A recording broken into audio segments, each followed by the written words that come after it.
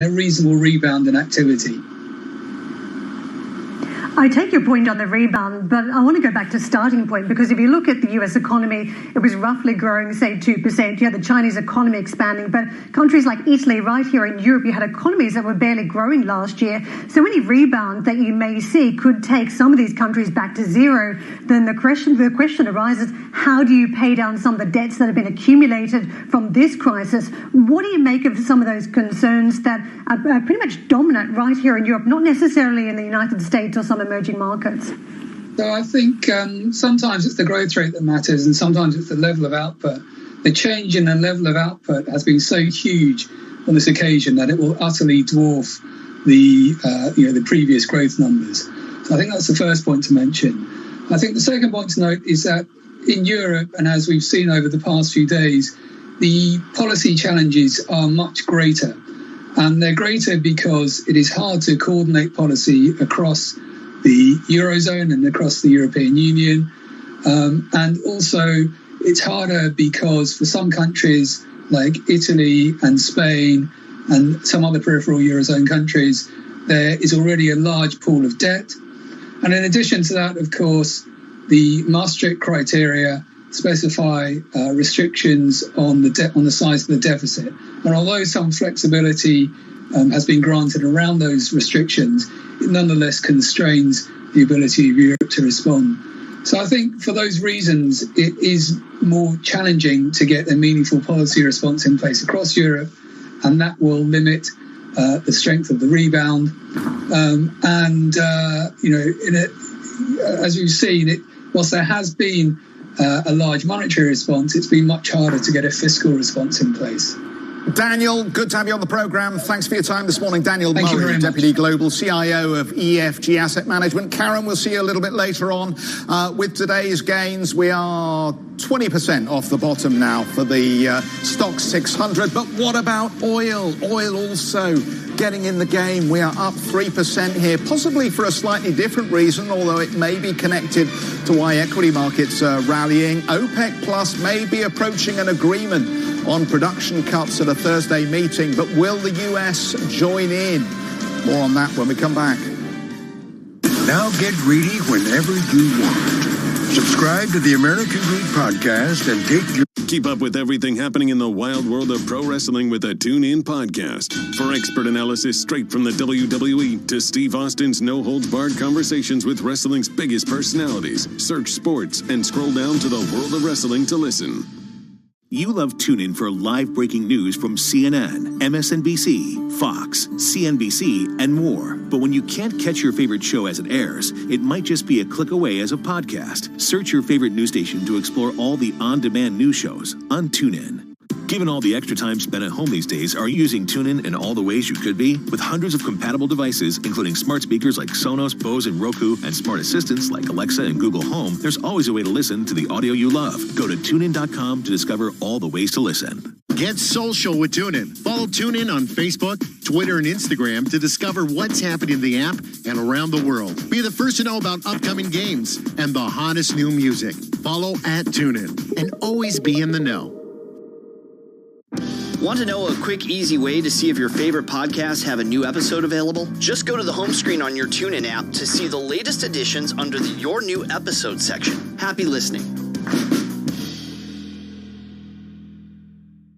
Behind the highlight reels, championship rings, and colossal paychecks, there are sports stories that fuel, deepen, and even challenge our love for the game. For true tales of underdogs, anti-heroes, and game-changing innovators, explore a sports documentary on TuneIn, like Sports Wars, telling the origin stories of classic rivalries, Raise Sports, about the concussion crisis that threatens football's future, and Dunkumentaries, a podcast devoted to the beauty and power of the slam dunk. For these and more, search sports documentaries on TuneIn. This is Dr. Sanjay Gupta. Join me for CNN's new podcast, Coronavirus, Fact versus Fiction. We know you have questions, and we want to help you find answers. And send me your questions on social media at Dr. Sanjay Gupta. Make sure to search and listen on TuneIn today. Hey everyone. It's Tremaine Lee, MSNBC correspondent and host of the new podcast, Into America. In our latest episode, Republican giant and longtime Senator Lindsey Graham is for the first time ever facing a real challenge to his Senate seat. Can a relative newcomer to the scene, a black Democrat in a red state, win this fight? I head to South Carolina to find out. Search for Into America.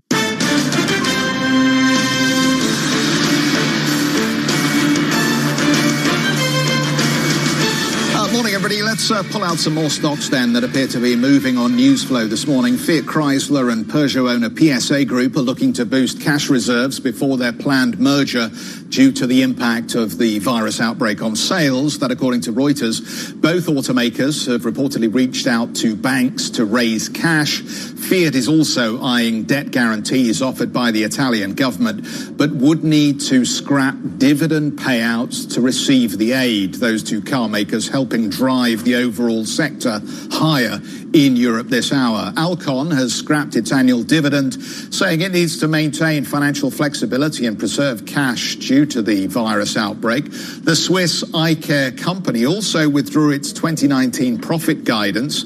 It added restrictive measures taken by countries to halt the spread of the virus are expected to impact results.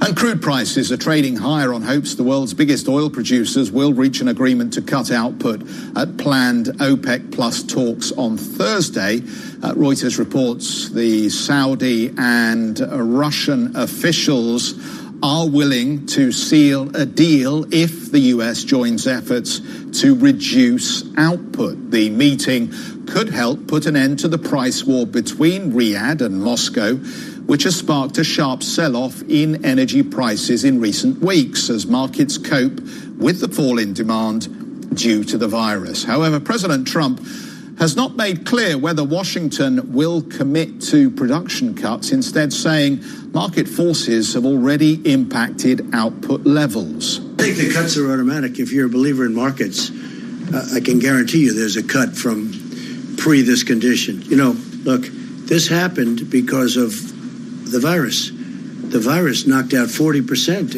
It went down in 1 hour. I mean, literally, when places closed up, you're talking about a 40% cut. No, I think it's happening automatically, but nobody's asked me that question yet, so we'll see what happens. I'll let you know on Thursday evening. President Trump there, and of course it raises interesting issues as Russia and the Saudis perhaps can turn off the taps. How does President Trump tell oil companies to stop drilling and stop producing? Coming up, European finance ministers will hold a conference call today in hopes of reaching a collective response to mitigate the economic fallout from coronavirus on the continent. We're going to talk some more about what measures could be taken. We'll see in a moment.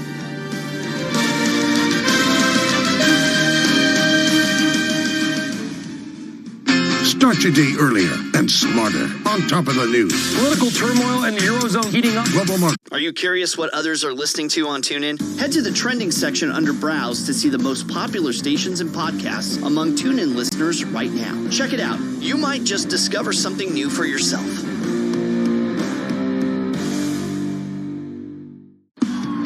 Want to know a great way to discover the latest and greatest sports audio on TuneIn? It's easy. Just make sure push notifications are enabled on your phone to receive recommendations of sports talk radio and podcasts, along with important breaking news updates. You love TuneIn for live breaking news from CNN, MSNBC, Fox, CNBC, and more. But when you can't catch your favorite show as it airs, it might just be a click away as a podcast. Search your favorite news station to explore all the on-demand news shows on TuneIn. Get social with TuneIn. Follow TuneIn on Facebook, Twitter, and Instagram to discover what's happening in the app and around the world. Be the first to know about upcoming games and the hottest new music. Follow @TuneIn and always be in the know. Hey everyone, it's Tremaine Lee, MSNBC correspondent and host of the new podcast, Into America. In our latest episode, Republican giant and longtime Senator Lindsey Graham is for the first time ever facing a real challenge to his Senate seat. Can a relative newcomer to the scene, a black Democrat in a red state, win this fight? I head to South Carolina to find out. Search for Into America wherever you're listening right now and subscribe.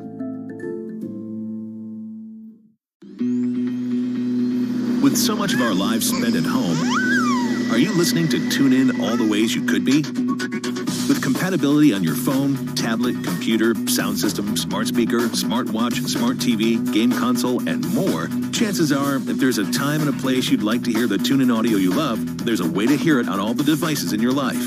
Go to tunein.com to discover all the ways you can listen.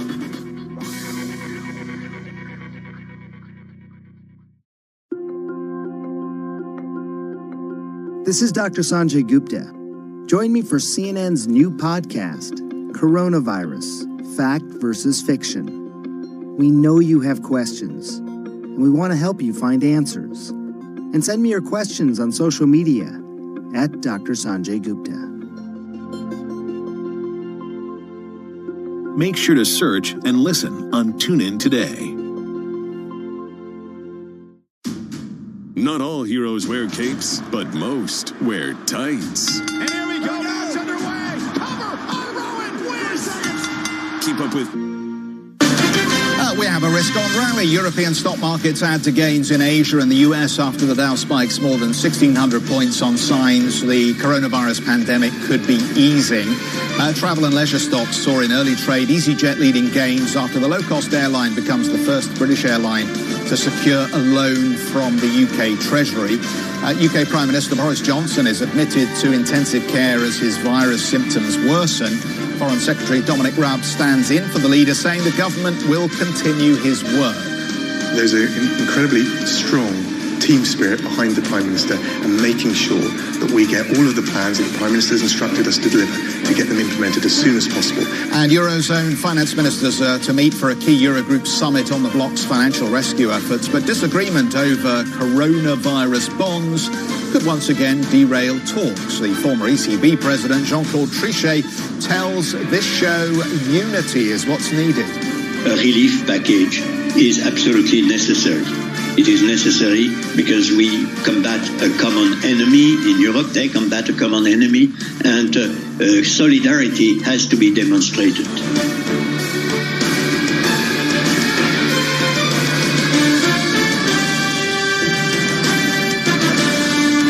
Welcome back, everybody. 32 minutes into the European market open. As you can see behind me on the big wall, we have a broad-based rally in the Stocks Europe 600 here. We're up 2.2% in the early trade. That means we've had a 20% rebound now from the lows. It's the same kind of statistic that we see for the Dow, the S&P, and other markets in the United States at this stage. So there you go. 327 spots, 75 on the Stocks Europe 600.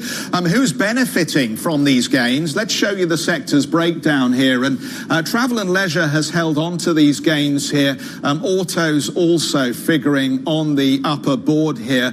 Oil and gas was running close in the early gainers, but we've seen it slip back a little bit with industrials, real estate, banks and insurance. This broad swathe of financial related and cyclical picking up as, I guess, investors look at the opportunity to buy these stocks at greatly reduced prices, and they also contemplate the effectiveness of the stimulus that is being thrown at these markets now by various governments and the support packages for different industries. I will just point out on the bank story, the messaging has been very clear and unambiguous from the Bank of England. You will suspend dividend payments. You will conserve cash. You will strengthen your balance sheet. You are important to the economy. And as a consequence, I think the markets have decided perhaps that it's worth just having a nibble at these banks. So what does that mean in terms of the individual stocks that are driving these sectors higher? Well, there are some good stories here that I want to tell you about. Just on EasyJet, let me just pop down to this one because I think that ties in quite neatly with the conversation I was having about stimulus and about the actions of the Bank of England. EasyJet has told the market that it has been made available cash I think £600 million sterling was the figure cited from the coronavirus fund that the Treasury and the Bank of England have put in place here. Carnival, this is another fascinating story. PIF, the Saudi investment fund, has injected taken a $400 million stake in that business, which is helping Carnival sharply higher here. And as you can see, we're up over 17% on those stocks at the moment. And I think the news and the messaging we're getting around the airline sector at the moment is being seen as largely more positive. Obviously, this industry has been completely devastated, and airlines are grounding flights and mothballing flights and furloughing staff and so on and so forth. But there is, as you can see at the moment here, a reversion to the mean trade where people are trying to take advantage of some of these lower share prices, maybe to top up as we get a bounce. European finance ministers are expected to move a step closer towards agreeing on further funding to mitigate the impact of the virus crisis. They're set to hold a video conference summit later today. EU sources are telling CNBC ministers are close to approving a €240 billion credit line through the European Stability Mechanism. That is the crisis fund that came into its own back after the GFC. However, Europe does appear divided still over a common pooling of debt, also known as Corona bonds or Euro bonds, if you like. On Tuesday, the OECD Secretary General Angel Gurria told German media he is, quote, absolutely in favor of Corona bonds. Well, does he help change opinions, I wonder? Sylvia joins us now. Sylvia, as you know, watches the EU and political developments for us. Sylvia, what are you hearing at this point about any inching forward on the question of coronavirus bonds? Good morning, Jeff. Well, I'm hearing that it will be another difficult meeting for the Eurozone finance ministers today. So there's been some sort of improvement, some sort of development when it comes to agreeing on a credit line through the ESM, the Regional Crisis Fund, as you mentioned, but there are still some details to be worked out. So the Netherlands and Germany are pushing for some light conditionality attached to this credit option. But other countries, Jeff, including Italy, of course, don't want tough debt and deficit restrictions in return for financial help. So the ESM was developed in the wake of the debt crisis of 2011, as you remember, and it often brings ghosts from the past in South Europe. That's why yesterday we heard the German finance minister saying that there will be no new troika with this credit line. So the ministers need to solve this issue over conditionality today. And in addition, they also need to figure out what to do about joint debt issuance. This has been the big elephant in the room for weeks now, and many EU countries still want guarantees that there will be some sort of joint EU debt sale. So these are the two big question marks ahead of the meeting. However, the ministers are also expected to greenlight the Commission's proposal to raise 100 billion euros in financial markets to mitigate unemployment levels, and approve further help through a pan-European guarantee fund that could ultimately reach 200 billion euros. And this is, of course, on top of other measures that Europe has already taken since the outbreak hit the region, including, of course, the relaxation of state aid rules, as well as of the Stability and Growth Pact. So let's see how the instruments will be solved, how the ministers will solve this difference over conditionality later today. But the debate will certainly be a very tough one. How to bridge this gap over conditionality, and what sort of guarantees will be given to Italy and other countries that there could be a joint EU sale in the future. Let's see what they will agree on later today. Excellent. Thank you very much, Sylvia, for that. Well, we had the former European Central Bank President, Jean-Claude Trichet, on the program earlier.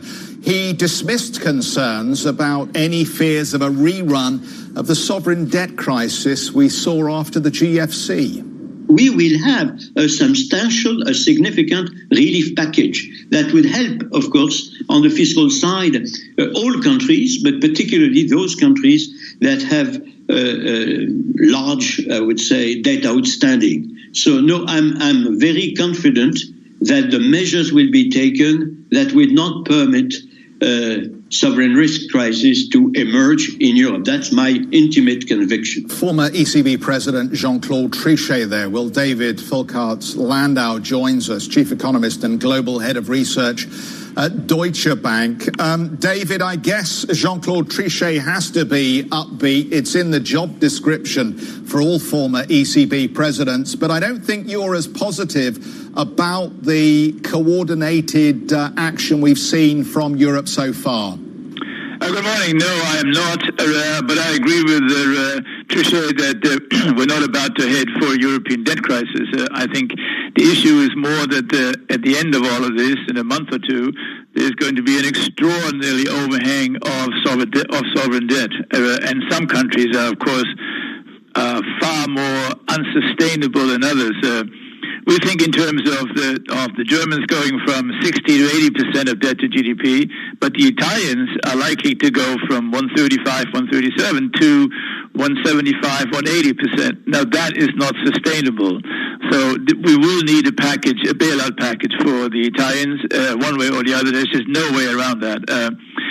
From that point of view, the Italians are playing a rather high-stakes poker game by saying that they don't want the ESM money if it has any kind of conditions attached to it whatsoever, because that does not very conducive to a constructive conversation.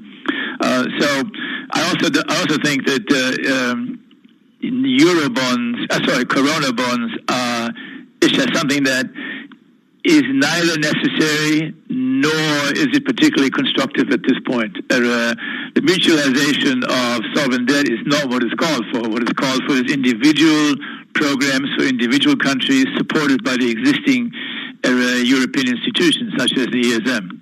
David, I'm intrigued that you used that phrase, not sustainable at this point, because it appears that globally we've ripped up the rules when it comes to what is acceptable and what isn't acceptable in terms of fiscal stimulus and debt at this stage. I mean, given the fact that we see all central banks globally now engaged in easy monetary policy, extraordinary conditions, and we see governments prepared to lift levels of debt to those we haven't seen perhaps since the end of the Second World War, why should we argue specifically that debt in Spain or Italy will not be sustainable when the European Central Bank has made it clear that it's there to provide support?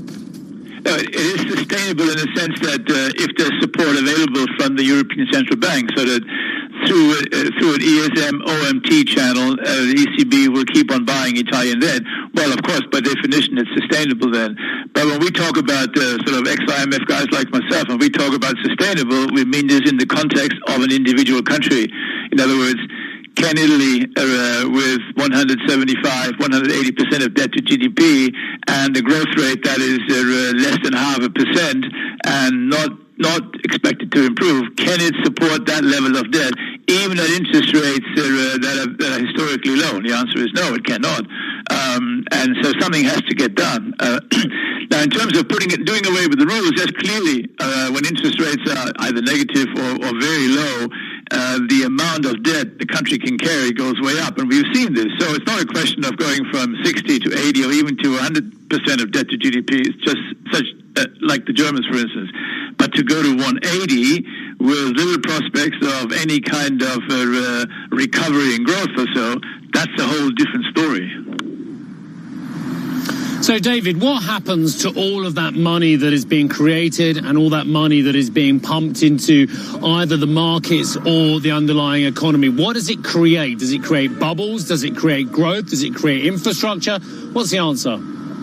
Well, that's been an interesting issue because essentially, you've lost a very significant output and very significant income in the economies that are in a lockdown. If you look at Germany, for instance, in Q2, Germany will contract by close to 10%, And some of this money that's being spent by the Germans, for instance, well in excess of 1 trillion, that makes up for that lost income and keeps people going and keeps companies running.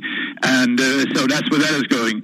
It's right now not going for where we thought it should go just a month ago, namely investment in tech industries and things like that. It's going now more for income maintenance, for unemployment insurance, just to make up for that hole that's being created by going on a lockdown. So that's where it's going. Now, the other question that I think sort of follows up from this is, what if you issue all this debt and then ultimately interest rates go up? Obviously, that cannot happen, right? So you need to have some form of yield curve control by the ECB, which means they have to buy a lot more than they bought before, so their balance sheet is going to go up even further. And the question is, at some point, not in the next few months, but at some point, there will be an increase in inflation expectations, and then you introduce an instability that is truly worrying to sort of longer-term monetary economic thinking.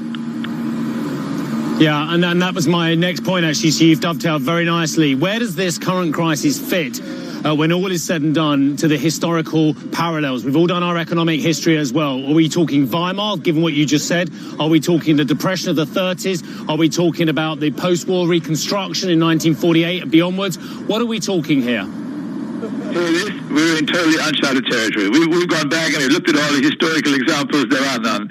In the 30s, you had it wasn't quite as deep, but it was much longer. So you had kind of years for society to adjust to high levels of unemployment, and then the government came in and spent money, fiscal spending, to get it back up.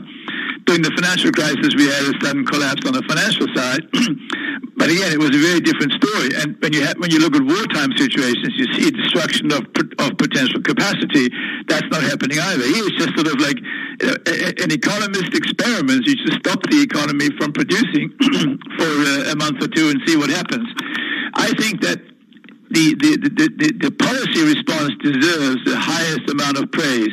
Normally, this would have resulted in the mother of all financial crises, because you would have had illiquidities in markets that would have translated into defaults, into a tsunami of defaults, which then would have translated into bank failure and a financial crisis. That didn't happen.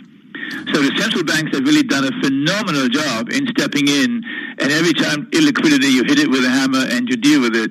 And then the fiscal side, way over the top, went in guaranteeing people's income and make sure that we didn't see this wave of defaults in the corporate sector, particularly in the small corporate sector. So it's been very well managed. But now we've got a massive hangover that we have to deal with, a massive hangover of debt, massive hangover of central bank balance sheets that's got to be dealt with. And I think that's kind of chapter 3. Once we've started to exit from the lockdown, we have to kind of think as to how to do that next. And what about the consumer behaviour, ultimately, David, when we do see some proper flattening and then perhaps deceleration in the Western world of these infection rates, as has been seen in China? What does the shape of the recovery look like to you? Because clearly the shape of the economic decline is a very sharp drop at this stage. How fast do we come out of this? So we think that these conversations about a V-shaped recovery are just not serious. There'll be a very significant change in consumer behavior. There'll be an increase in savings, a much more precautionary saving than we have seen before, and that's also why we believe, and as do many others, obviously, that we will need a second wave of stabilization, fiscal packages. In the U.S., we talk about $1 trillion again. Likewise, here in Europe, the consumer will not bail us out this time. That's just not going to happen. In particular, for instance, when you think of emerging markets, right, much of it was driven, for instance, if you look in Europe and Germany, exports of consumer goods, high-value fridges and dishwashers into the growing middle class in emerging markets. That middle class is being decimated by coronavirus and by the economics of emerging markets right now, by the folding economies of emerging markets. So that whole consumer class disappears, so consumption will not bail us out, and we fully expect a very slow recovery. Also on the capital expenditure side, as far as firms is concerned, so the German CFOs that I speak to, when you ask them about their investment plans, the answer is, what investment plans? We first have to see how we come out of this, and then it'll go very slowly. So there is a very innate, a very sort of inertia in the system that is going to keep this recovery very slow. David, good to have you on the program this morning. Thank you for joining us. David Folkert-Landau, Chief Economist and Global Head of Research at Deutsche Bank. Still to come this morning, France announces a record daily death toll, but the rate in Spain and Italy has slowed. We will have more on that story when we come back.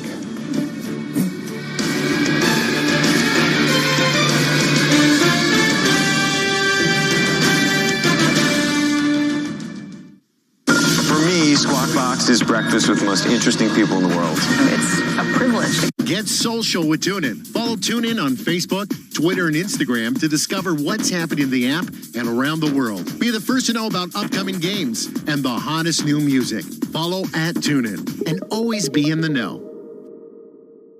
Behind the highlight reels, championship rings, and colossal paychecks, there are sports stories that fuel, deepen, and even challenge our love for the game. For true tales of underdogs, anti-heroes, and game-changing innovators, search sports documentaries on the TuneIn app. A lot of people aren't aware that TuneIn lets you listen to the same terrestrial stations that you pick up on your FM AM dial, except you can hear them from anywhere. To see all the stations broadcasting in your area, find the local radio section on the home screen. Keep it local with TuneIn. Want to know a great way to discover the latest and greatest sports audio on TuneIn? It's easy. Just make sure push notifications are enabled on your phone to receive recommendations of sports talk radio and podcasts, along with important breaking news updates. Hey everyone, it's Tremaine Lee, MSNBC correspondent and host of the new podcast, Into America. In our latest episode, Republican giant and longtime Senator Lindsey Graham is for the first time ever facing a real challenge to his Senate seat. Can a relative newcomer to the scene, a black Democrat in a red state, win this fight? I head to South Carolina to find out. Search for Into America wherever you're listening right now and subscribe. You love listening to ESPN Radio live on TuneIn, but did you know you can also listen to favorite ESPN shows on demand? Get the latest takes from Stephen A. Smith, dynamic duos all over the place, Dan LeBatard, and Garlic and Wingo when it fits your schedule. And listen to episodes of Pardon the Interruption. Pardon the interruption, but I'm Israel Gutierrez, and I love hosting the show. It's my humble... Around the Horn and Highly Questionable as podcasts anytime you want. Search ESPN to see all the podcasts on TuneIn. This is Dr. Sanjay Gupta. Join me for CNN's new podcast, Coronavirus, Fact versus Fiction. We know you have questions, and we want to help you find answers. And send me your questions on social media at Dr. Sanjay Gupta. Make sure to search and listen on TuneIn today. With so much of our lives spent at home, are you listening to TuneIn all the ways you could be? With compatibility on your phone, tablet,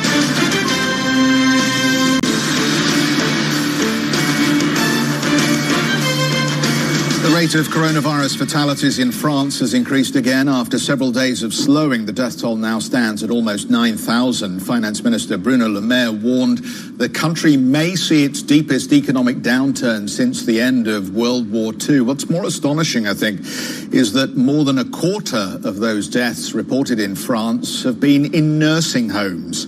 Charlotte has more. Charlotte, what extra measures now is the French government looking to take to protect the vulnerable? Yes, this number of nursing homes has been added to the overall tally, to the total tally. Only last week, so far, the numbers reported were only hospital deaths, and now have added the nursing home deaths, which obviously are growing. It's been a real crisis in France and other parts in Europe, as in Spain, for example. So just yesterday, so this biggest jump, one-day jump in the number of deaths, there was 600 in hospital and an extra 230 in nursing homes in particular. So bringing the total of facility to about 9,000, as you just mentioned. So here you had this morning the health minister, Olivier Véran, saying we have not reached the peak. The peak means the numbers numbers are going down. The numbers are not going down. We had some encouraging signs over the weekend with the number of deaths slowing down, but this new jump shows that the pandemic is still very active in France. There's still a slowdown in the new number of cases and also the new admissions in ICUs. So still a bit of hope there that the lockdown is bearing fruits just a little bit. And today, France is entering its 4th week of lockdown. It's meant to end on April 15th, but it's very expected that it will be extended.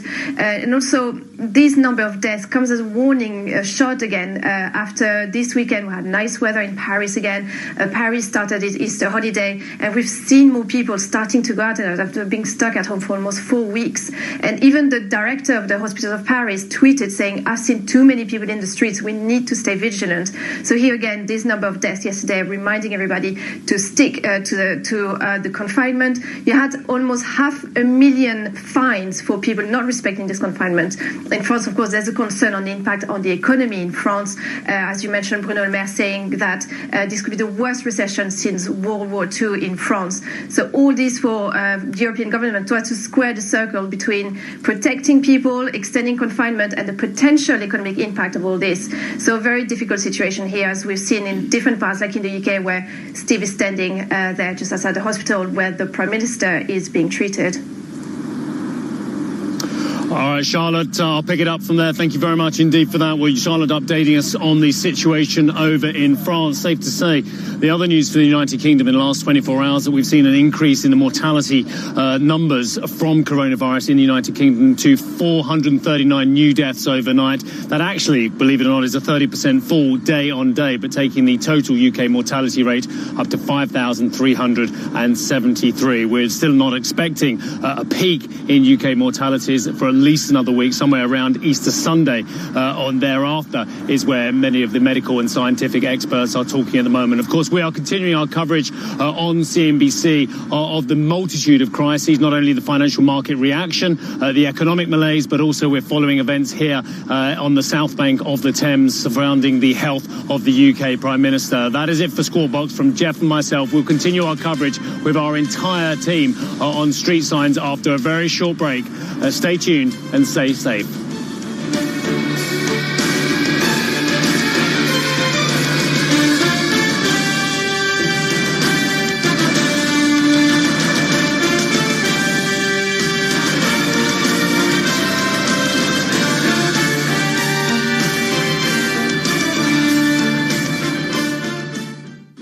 Is going to change dramatically. If it ends up in the ocean, it will dissolve. We have a vision of the zero waste. Did you know that there are so many more places to hear TuneIn than on your Alexa? With compatibility on your phone, tablet, computer, car stereo, smartwatch, smart TV, game console, and more, there's a way to hear your favorite audio on all the devices in your life. Go to TuneIn.com to discover all the ways you can listen. Get social with TuneIn. Follow TuneIn on Facebook, Twitter, and Instagram to discover what's happening in the app and around the world. Be the first to know about upcoming games and the hottest new music. Follow @TuneIn and always be in the know. Keep up with everything happening in the wild world of pro wrestling with a TuneIn podcast. For expert analysis straight from the WWE to Steve Austin's no-holds-barred conversations with wrestling's biggest personalities, search sports and scroll down to the world of wrestling to listen. With so much of our lives spent at home, are you listening to TuneIn all the ways you could be?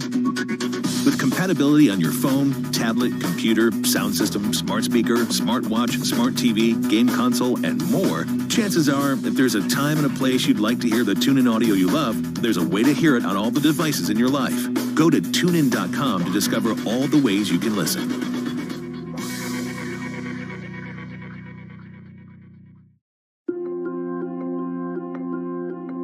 This is Dr. Sanjay Gupta. Join me for CNN's new podcast, Coronavirus, Fact versus Fiction. We know you have questions, and we want to help you find answers. And send me your questions on social media at Dr. Sanjay Gupta. Make sure to search and listen on TuneIn today. Behind the highlight reels, championship rings, and colossal paychecks, there are sports stories that fuel, deepen, and even challenge our love for the game. For true tales of underdogs, anti-heroes, and game-changing innovators, explore a sports documentary on TuneIn, like Sports Wars, telling the origin stories of classic rivalries, Raise Sports, about the concussion crisis that threatens football's future, and Dunkumentaries, a podcast devoted to the beauty and power of the slam dunk. For these and more, search sports documentaries on TuneIn. Hey everyone, it's Tremaine Lee, MSNBC correspondent and host of the new podcast, Into America. In our latest episode, Republican giant and longtime Senator Lindsey Graham is for the first time ever facing a real challenge to his Senate seat. Can a relative newcomer to the scene, a black Democrat in a red state, win this fight? I head to South Carolina to find out. Search for Into America wherever you're listening right now and subscribe. You love listening to ESPN Radio live on TuneIn, but did you know you can also listen to favorite ESPN shows on demand? Get the latest takes from Stephen A. Smith, dynamic duos all over the place, Dan LeBatard, and Garlic and Wingo when it fits your schedule. And listen to episodes of Pardon the Interruption. Pardon the interruption, but I'm Israel Gutierrez, and I love hosting the show with my humble... Around the Horn and Highly Questionable as podcasts anytime you want. Search ESPN to see all the podcasts on TuneIn. Get your daily dose of NFL shop talk with these great podcasts on TuneIn. Start your morning. The station you're listening to is experiencing technical difficulties. Want to know a great way to discover the latest and greatest sports audio on TuneIn? It's easy. Just make sure push notifications are enabled on your phone to receive recommendations of sports talk radio and podcasts, along with important breaking news updates. Get social with TuneIn. Follow TuneIn on Facebook, Twitter, and Instagram to discover what's happening in the app and around the world. Be the first to know about upcoming games and the hottest new music. Follow at TuneIn and always be in the know. With so much of our lives spent at home, are you listening to TuneIn all the ways you could be? With compatibility on your phone, tablet, computer, sound system, smart speaker, smartwatch, smart TV, game console, and more, chances are, if there's a time and a place you'd like to hear the TuneIn audio you love, there's a way to hear it on all the devices in your life. Go to TuneIn.com to discover all the ways you can listen.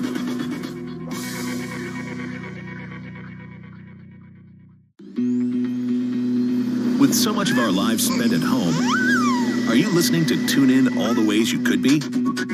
With compatibility on your phone, tablet, computer, sound system, smart speaker, smartwatch, smart TV, game console, and more, chances are, if there's a time and a place you'd like to hear the TuneIn audio you love, there's a way to hear it on all the devices in your life. Go to TuneIn.com to discover all the ways you can listen.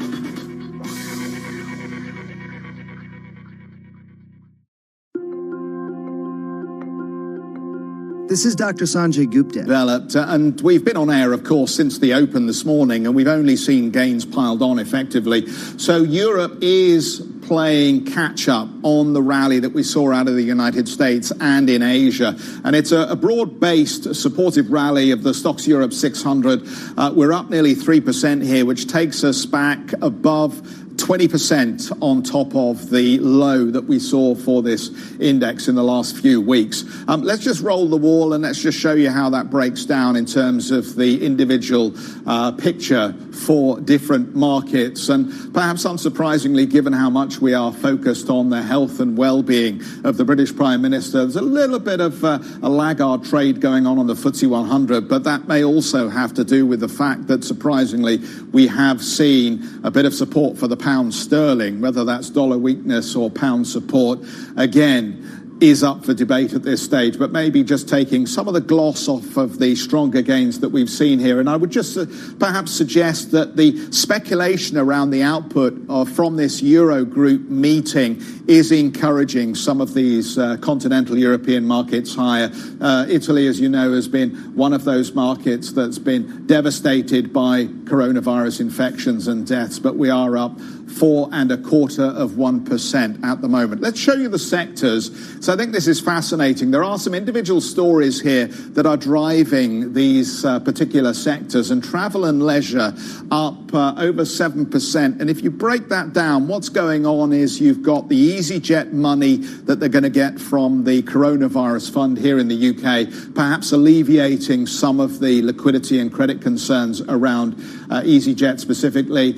We've also seen Carnival up strongly here. I just want to point this one out again because PIF, the Saudi investment fund, has stepped in and bought a sizable stake in Carnival, believing that even though this business, the cruise ships, have featured heavily in the infection story, that there is a business there to be saved that will be stronger when we get to the other side of this. Autos, again, a question of support for some of the French auto businesses and a message around PSA and Fiat. Will the deal continue and how strong will those businesses be? Both of them suggesting that they are looking at decent financial support at this point. And just a bit of a catch-up trade, I would suggest, around some of the other autos here, because quite frankly, if you look at the hard data, there is nothing that makes you think, I know, I must go out and buy a German auto stock at the moment, although the industrial production data that we had this morning was a little better than expectations, but the big number still started with a zero. Jimmy Conway joins us, EMEA Head of Equity Trading Strategy at Citi. Steve also in on the conversation. And Jimmy, the news out of Citi in the last 24 hours on the research side I thought was fascinating, really revising down expectations around what earnings growth will look like for full year 2020 and what that ultimately means for markets. Maybe you could just walk us through the new analysis. Good morning. I think the strategy research team has put out a very eye-catching note talking about global EPS needing to be down around 50% and a strong view that isn't priced by markets. It chimes with our own sort of trading desk or tactical view that we've probably seen the highs in vol. The Fed has acted very quickly. I think one of your previous guests was saying, the central banks had the playbook from the GFC. They've enacted that. They're bringing volatility down. But, now as we reach earnings, I think we're going to begin to understand more about the full impact. And arguably equity markets haven't got close to pricing that yet. So we've got a bounce, though, today, and a lot in our audience will be thinking, well, how cute do I have to be around this bounce to make sure that I don't get left holding the baby? What would be your read on the trading signals that tell you, that's it, we're done here, the market maybe has leveled out at a lower high and we're potentially going down again? I think for us, you've got this enormous quantum of support in the system that is almost, it's impossible to almost keep track on. Matt King has written about whether or not 5 trillion of QE will be sufficient. We're seeing the fiscal packages, and it's all, I think, Jim Cranem has used this phrase about building a bridge. Is it a bridge to nowhere?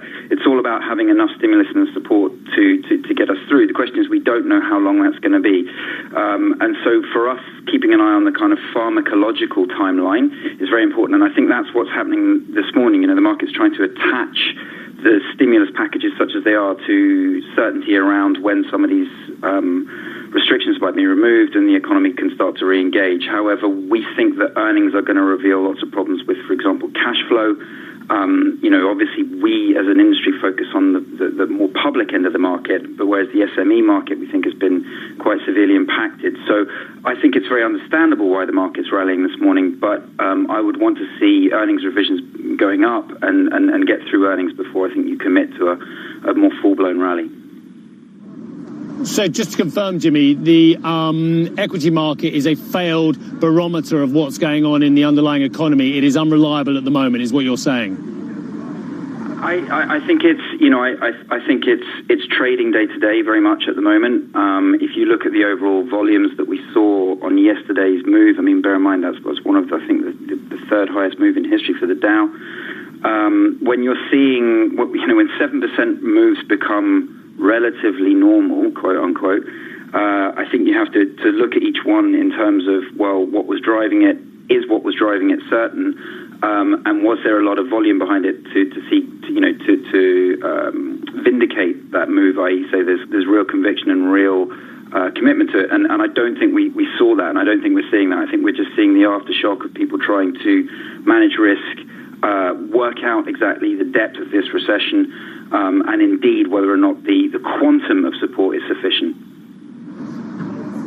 Given what you're saying, is your recommendation an outright sell of this market until we have more clarity then? Yeah, I mean, our view is that we have not seen the lows in spot. We fully concur with our research colleagues. I think that vol coming down, some of the measures that the Fed has engaged in, certainly being able to open the front end of the issuance in USIG has been incredible, and is a big tick in the box for ensuring blue chip longevity. But I think we are going to see some pretty horrific cash flow numbers. Investors are going to be very focused on, what is the survival plan for corporates over the next 2 to 3 quarters. And as that comes through, I think we're probably going to find that, the pharmacological timeline isn't quite short enough yet, although, our pharma team is very encouraged by some of the serology advances that are being made. It's a very eye-catching note about can that save the global economy. And so the timeline's not quite short enough, and that the quantum as such isn't quite big enough as we stand. So our view is that, yes, the market is going to go lower. Jimmy, a very thoughtful note, and I just want to move away from the trading aspect just to focus for a moment on some of the longer-term perspectives here, and this argument that maybe the Friedman doctrine, the idea of shareholder capitalism, dies alongside this pandemic crisis, and that we see a world emerging that focus less on the short-term earnings announcements and perhaps more on what corporates can do for their communities and for their other stakeholders. Just give us an insight into that world and how you see it. Sure. I mean, look, we were already, that the first step of that journey had already been taken. We're seeing a lot more ESG commitment, even prior to, the tragic coronavirus outbreak. I think the way I would characterize it is that we are seeing a bottoming in labor force participation. A lot of firms committing to saying, okay, fine, we would rather limit distribution to shareholders in order to be able to, maintain staff. And so if you're seeing labor force participation going up, you could make an argument that margins will be, coming down. I think that it's very conceivable, given the construct and context and size of these fiscal packages, that we'll see taxation increasing. And so, within that ESG construct, whereas previously a lot of the focus was on the E, I think we're evolving towards, more of the societal impact that corporates can have. I think you'd make the argument that might be very good for society, but possibly less good for margins going forward, and indeed may impact distributions. And I think we're seeing some of that with, for example, some of the financial stocks. Jimmy, thanks so much for joining us this morning. Good to have the conversation with you. Jimmy Conway, EMEA Head of Equity Trading Strategy at Citi. Moving on, British Prime Minister Boris Johnson has been moved to intensive care after his coronavirus symptoms worsened. He was admitted to hospital on Sunday after 10 days of suffering from the infection. The UK Cabinet Office Minister Michael Gove has said he's not aware of a pneumonia diagnosis for the Prime Minister, and that the Foreign Secretary, Dominic Raab, is effectively deputising and making decisions. Well, let's get back out to Steve then, who is at St Thomas's Hospital, where the Prime Minister is being treated. What more do we know, Steve?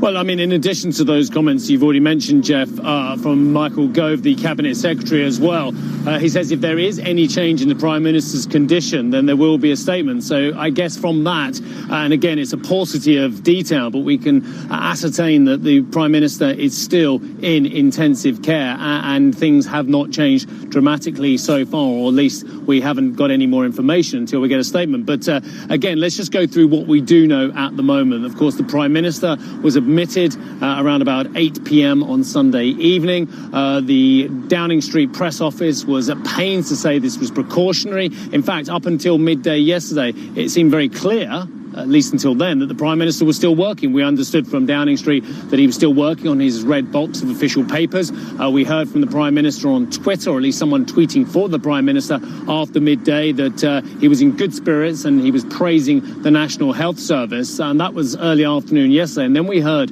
that at 7 p.m. yesterday evening, the Prime Minister was admitted to ICU, intensive care unit, and put on oxygen. Now, there are reports that the Prime Minister received 4 litres initially of oxygen and was not on a ventilator. And of course, yesterday there were rumours out of Russian sources that the Prime Minister had been put on a ventilator. That was before, of course, we learned that the Prime Minister's condition had worsened. The press office continued to say that it was a cautionary measure to take the Prime Minister, who was conscious, into ICU in case, of course, there was a need for a ventilator as well. And that, as you mentioned, Dominic Raab, the Foreign Secretary, 46-year-old Dominic Raab, who is also the first Secretary of State, was deputising where necessary. Let's hear from the Foreign Secretary, Dominic Raab.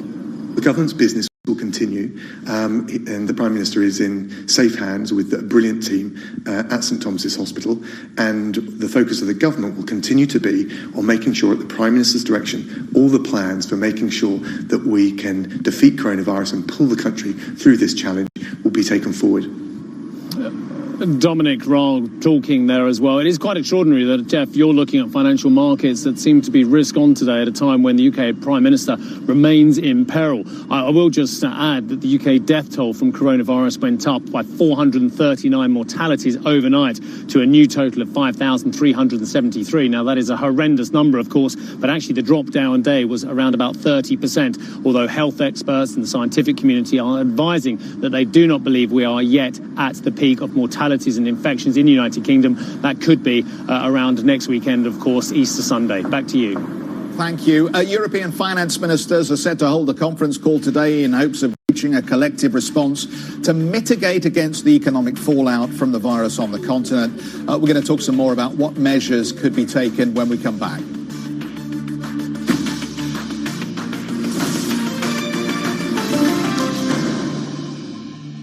Get social with TuneIn. Follow TuneIn on Facebook, Twitter, and Instagram to discover what's happening in the app and around the world. Be the first to know about upcoming games and the hottest new music. Follow @TuneIn and always be in the know.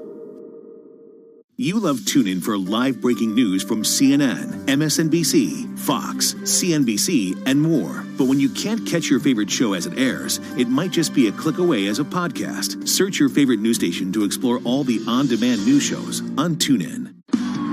Want to know a great way to discover the latest and greatest sports audio on TuneIn? It's easy. Just make sure push notifications are enabled on your phone to receive recommendations of sports talk radio and podcasts, along with important breaking news updates.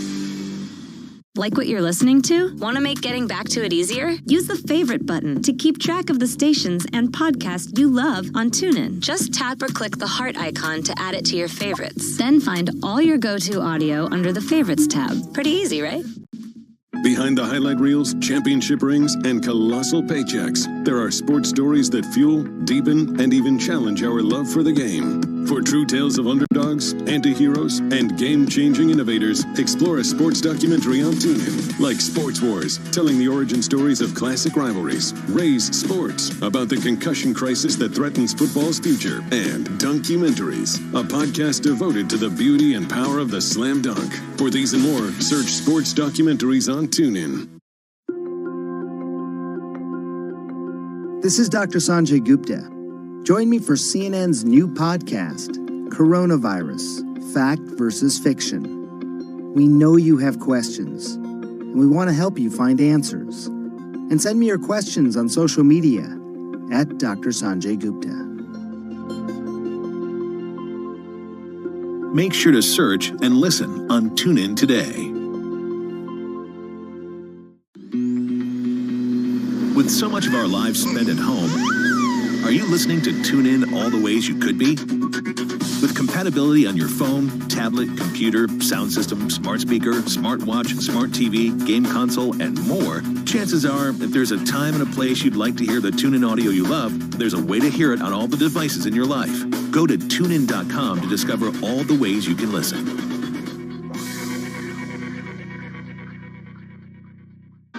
Squawk Box, divided by distance, united by business. This is the new reality we're all in. Essential breaking news, global market moves, helping you navigate the new normal. Squawk Box, 6 a.m. Eastern. Watch and listen live on the CNBC app.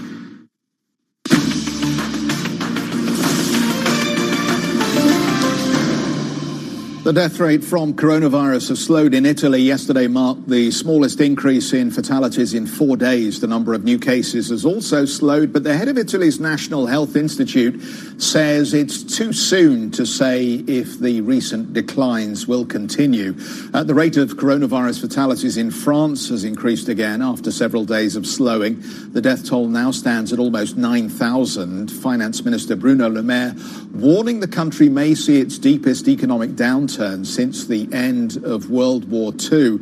And Charlotte, the health minister, has this morning said that we're still some way away from the peak. That's right, Olivier Véran this morning in the French press talking that we've not reached the peak. The peak is when the numbers go down. The numbers are not going down. What we've seen is the numbers, the growth slowing, and that was the case for death in the past few days, and yesterday the number of deaths grew again. So here showing that it's not a linear process. There will be ups and downs. However, the number of new cases has been slowing down, and the number of admissions in intensive care units have been slowing down.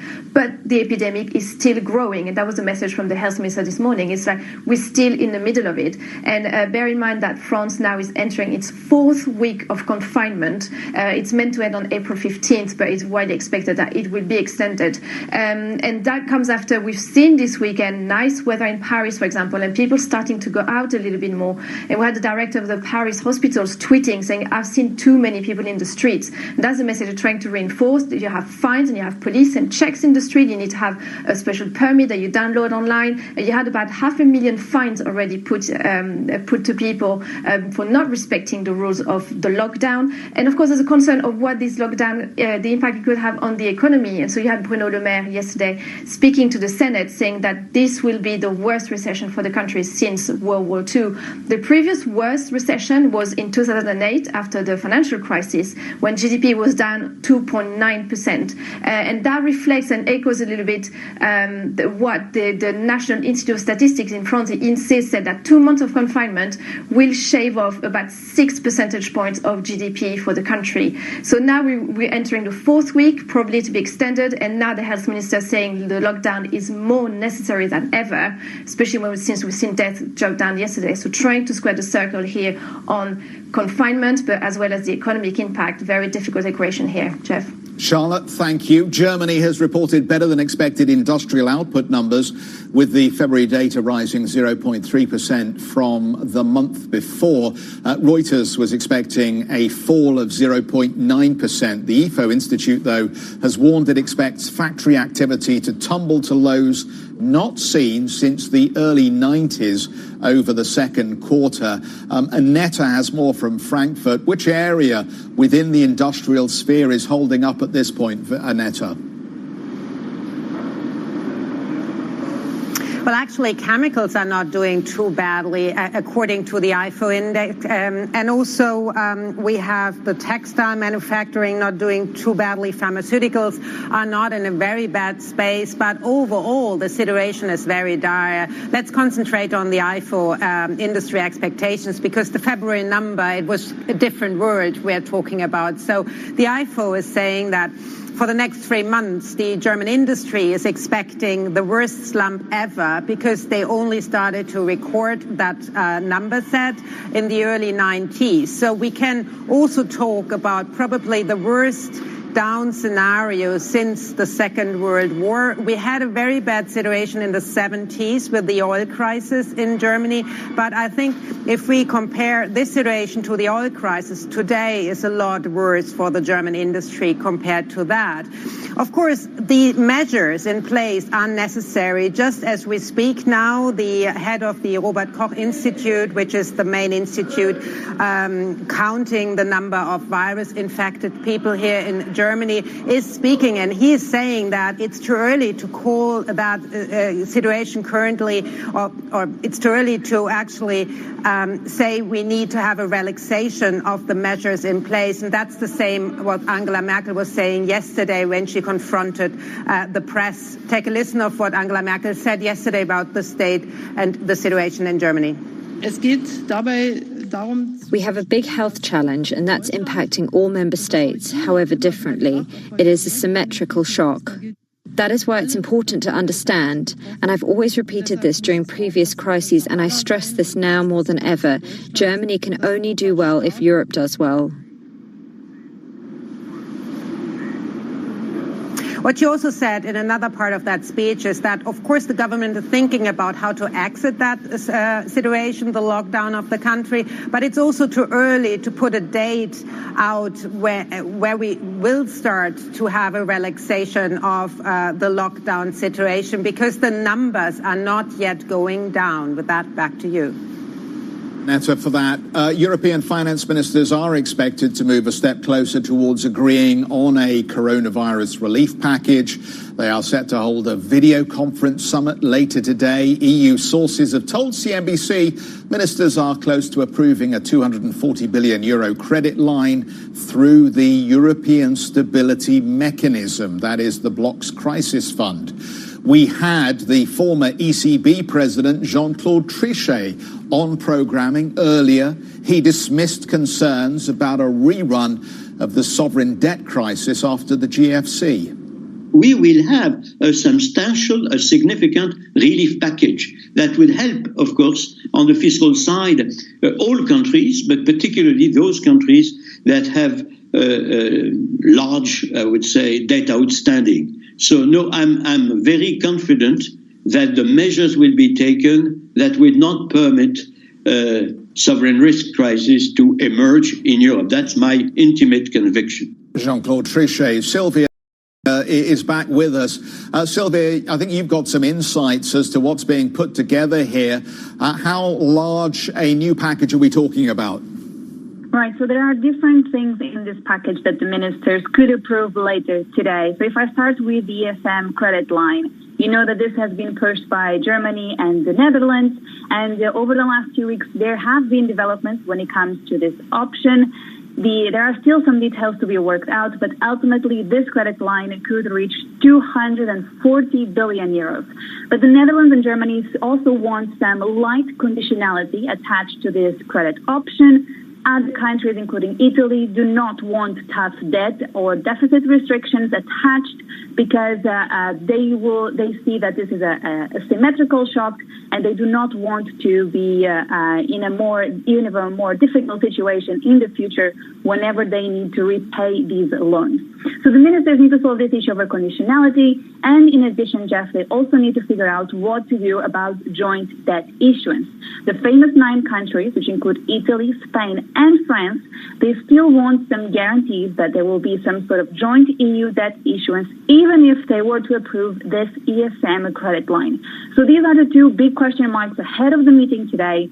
The ministers, though, are nonetheless expected to greenlight the Commission's proposal to raise 100 billion euros in financial markets, but that's to deal with the unemployment levels. And they're also expected to approve further help through a pan-European guarantee fund that could ultimately reach 200 billion euros. So in total, today's package could be of about €500 billion. But in order to get there, of course, the ministers still need to figure out what they're going to do about this ESM credit line. Sylvia, thank you so much for the report. Still to come on the program, will the US join potential oil output cuts? We're going to preview the highly watched OPEC Plus meeting on Thursday. We will have joining us shortly the IEA's Fatih Birol. That conversation coming in just a moment.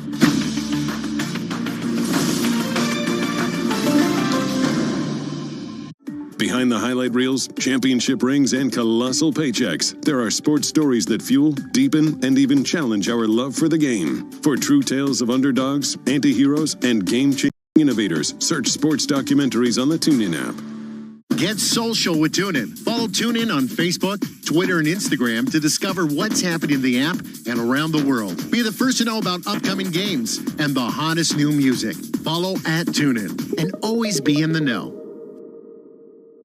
Want to know a quick, easy way to see if your favorite podcasts have a new episode available? Just go to the home screen on your TuneIn app to see the latest editions under the Your New Episode section. Happy listening. Given all the extra time spent at home these days, are you using TuneIn in all the ways you could be? With hundreds of compatible devices, including smart speakers like Sonos, Bose, and Roku, and smart assistants like Alexa and Google Home, there's always a way to listen to the audio you love. Go to TuneIn.com to discover all the ways to listen. Keep up with everything happening in the wild world of pro wrestling with the TuneIn podcast. For expert analysis straight from the WWE to Steve Austin's no-holds-barred conversations with wrestling's biggest personalities, search sports and scroll down to the world of wrestling to listen. This is Dr. Sanjay Gupta.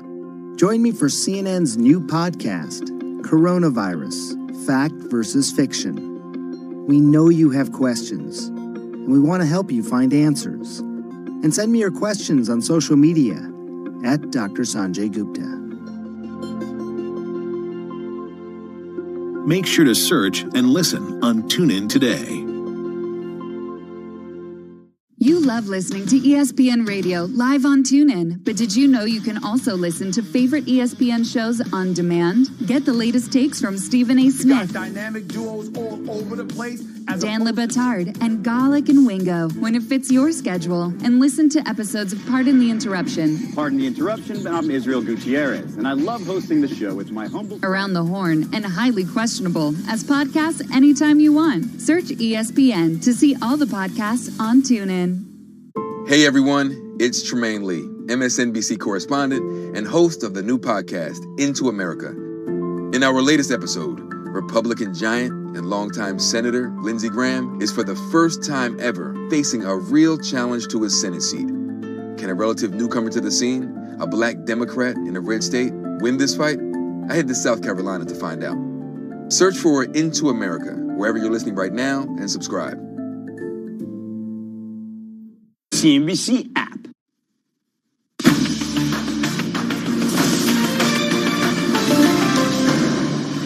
We're back, everybody. Welcome to Street Signs. I'm Jeff Cutmore. These are your headlines. A risk-on rally. European stock markets add to global gains, with the DAX hitting a 5-week high after the Dow spikes more than 1,600 points on signs the coronavirus pandemic curve could be flattening in Western Europe. Travel and leisure stocks soar, with EasyJet leading gains. The low-cost carrier has become the first British airline to secure a loan from the UK Treasury.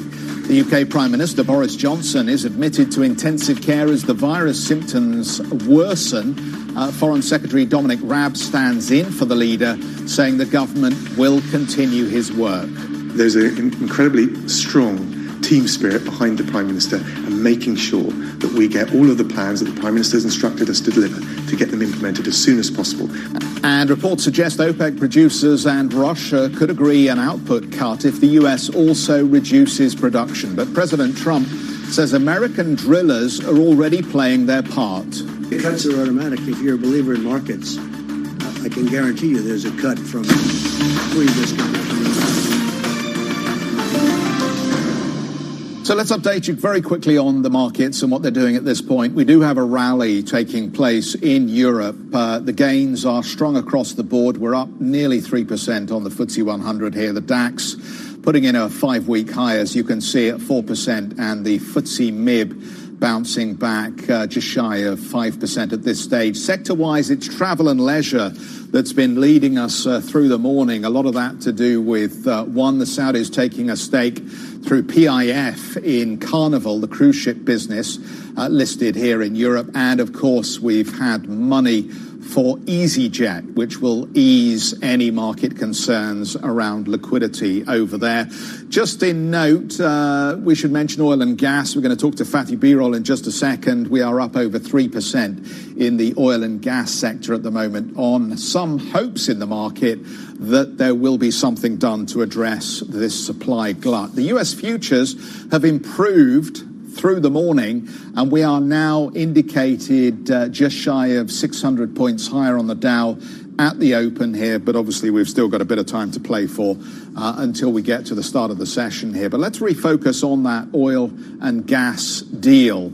Crude prices are trading higher on hopes the world's biggest oil producers will reach an agreement to cut output at planned OPEC Plus talks on Thursday.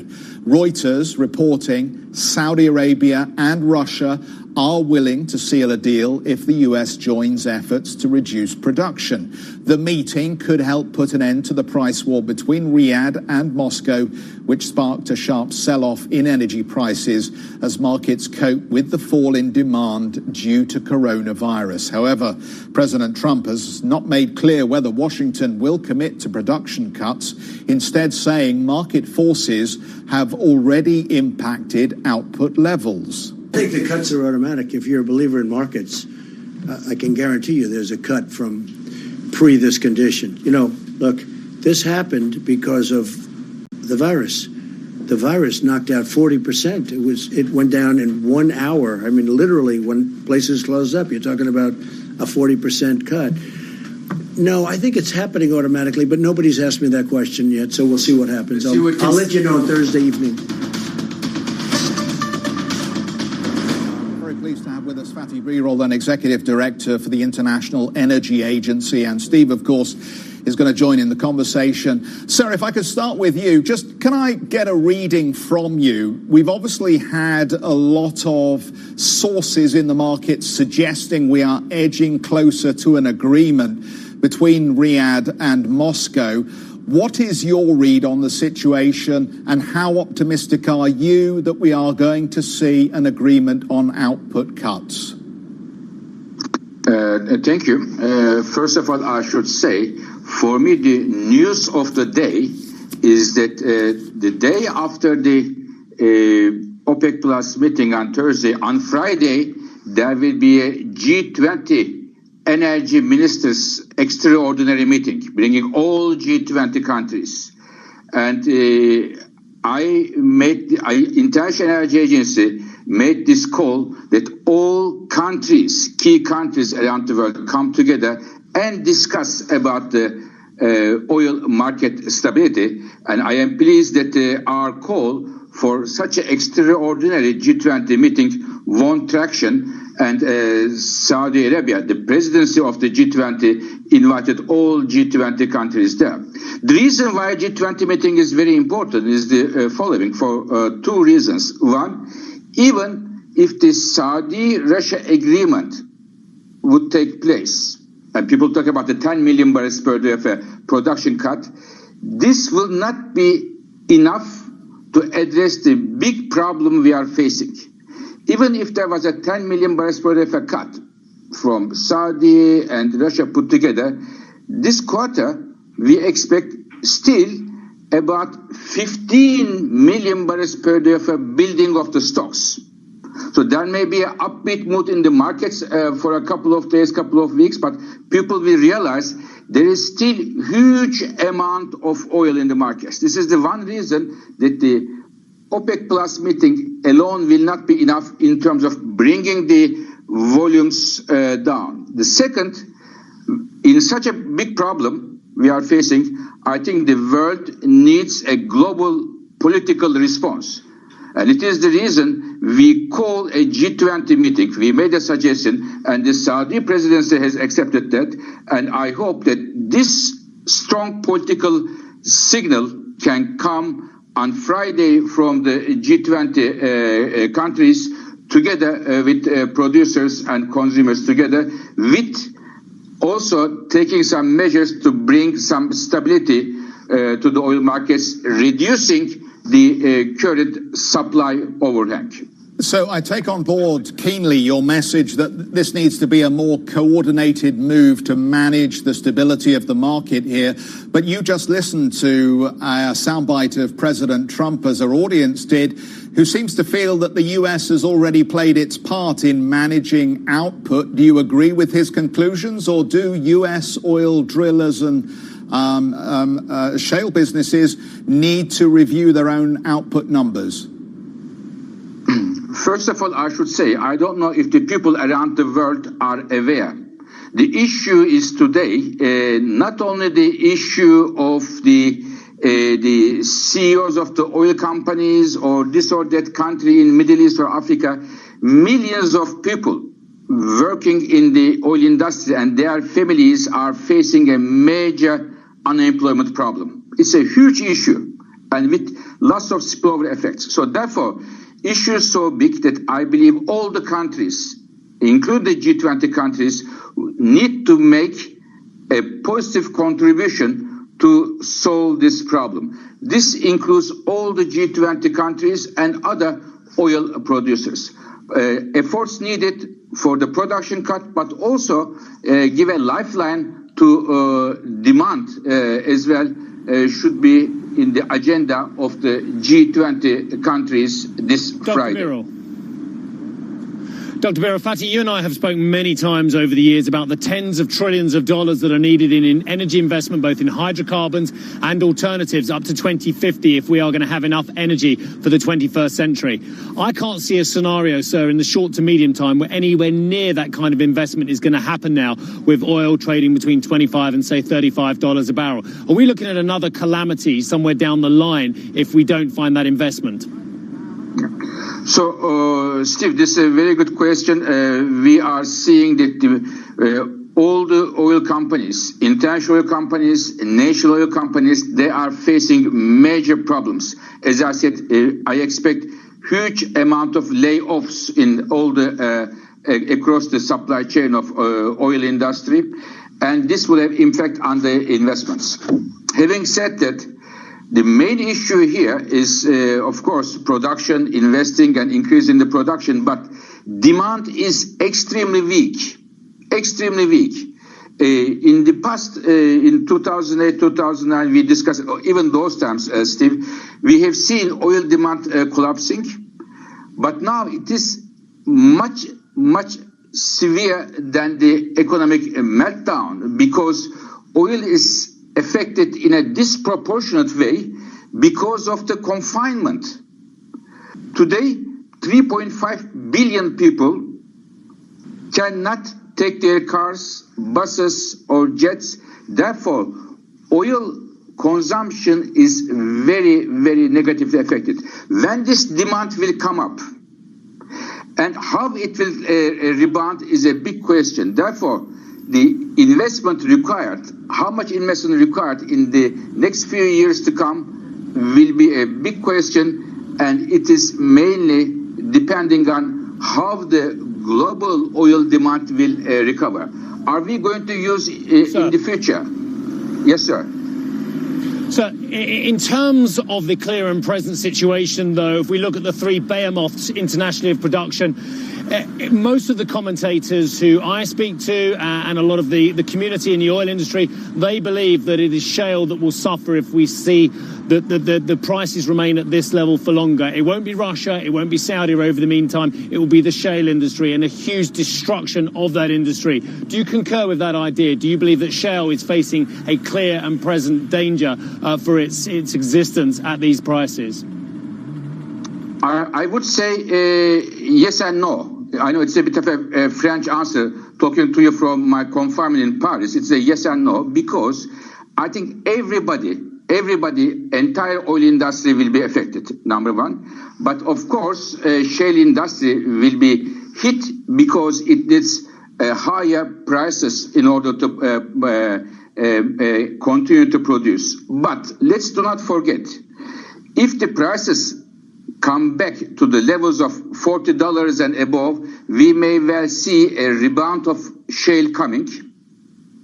And this could change the calculation of some of the countries. Some of the countries say their intention for the change in the policy in terms of increasing the production was wiping out shale. And as I said before, in my view, this is playing a Russian roulette because shale may come back. The geology is there, rocks are there, know-how is there, technology is there. If the prices come to $40 and above, we may see shale to come back. And in the meantime, all the countries around the world whose economies are heavily relying on the oil income will be affected sooner or later. Fatih, I just wanted to come back to that point. It does seem to me, as you have this G20 meeting on Friday, there'll be plenty of voices at the table saying, actually, we're quite happy with the oil price where it is at the moment. Why do they have any interest in seeing a negotiated arrangement that stabilizes the market but ultimately brings higher prices for consuming countries? So, oil industry is currently one of the pillars of the global economy, and it is very fragile. Oil industry is one of the major industries which employs millions of people. If the oil industry cracks down, if the oil industry melts down, this implication will be everywhere. Please think about it. It is the workers, it is the engineers, it is the workers in the retail stations, pump stations in India or in Indonesia and other countries. All economy will be affected from that. And it is the reason why I don't believe that any country would benefit from a $10 oil price and it is severe consequences in the next years to come. I am sure all the leaders of the G20 countries will look beyond the next few weeks and have a bigger perspective. If I can tell you one more thing, why it makes me rather pleased that the G20 countries agree with the IEA's proposal, because it also shows us in these difficult days, in every sense, including the major geopolitical tensions around the world, G20 countries are giving a signal that they can come together, they can discuss and hopefully have an agreement. Thank you so much for your time. Fatih Birol joining us from the IEA. Let's just point out, even as we're speaking, we are getting some news from Tokyo, which I think you'll be interested in hearing. The Japanese Prime Minister Shinzo Abe has declared a state of emergency in Tokyo, Osaka, and 5 other prefectures. This to combat coronavirus. That report coming to us via Reuters this morning. It is something that the Japanese government had talked about in recent days and suggested it might do, in part, I think, to reinforce the tightening of lockdown measures. Japan has been criticized by some others for not moving to stricter lockdown and quarantine measures earlier. We do hear at this hour Shinzo Abe declaring a state of emergency and says that withdrawal of the emergency will happen as soon as it's clear that people's lives are not in danger. We're going to take a quick break. U.S. averages soar amid positive signs on virus numbers in New York. But does the rally really have legs? We'll be back with more on the story.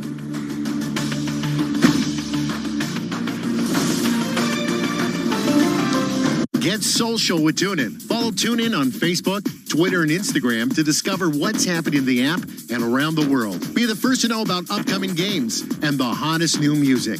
Follow @TuneIn and always be in the know. You love TuneIn for live breaking news from CNN, MSNBC, Fox, CNBC, and more. But when you can't catch your favorite show as it airs, it might just be a click away as a podcast. Search your favorite news station to explore all the on-demand news shows on TuneIn. A lot of people aren't aware that TuneIn lets you listen to the same terrestrial stations that you pick up on your FM AM dial, except you can hear them from anywhere. To see all the stations broadcasting in your area, find the local radio section on the home screen. Keep it local with TuneIn.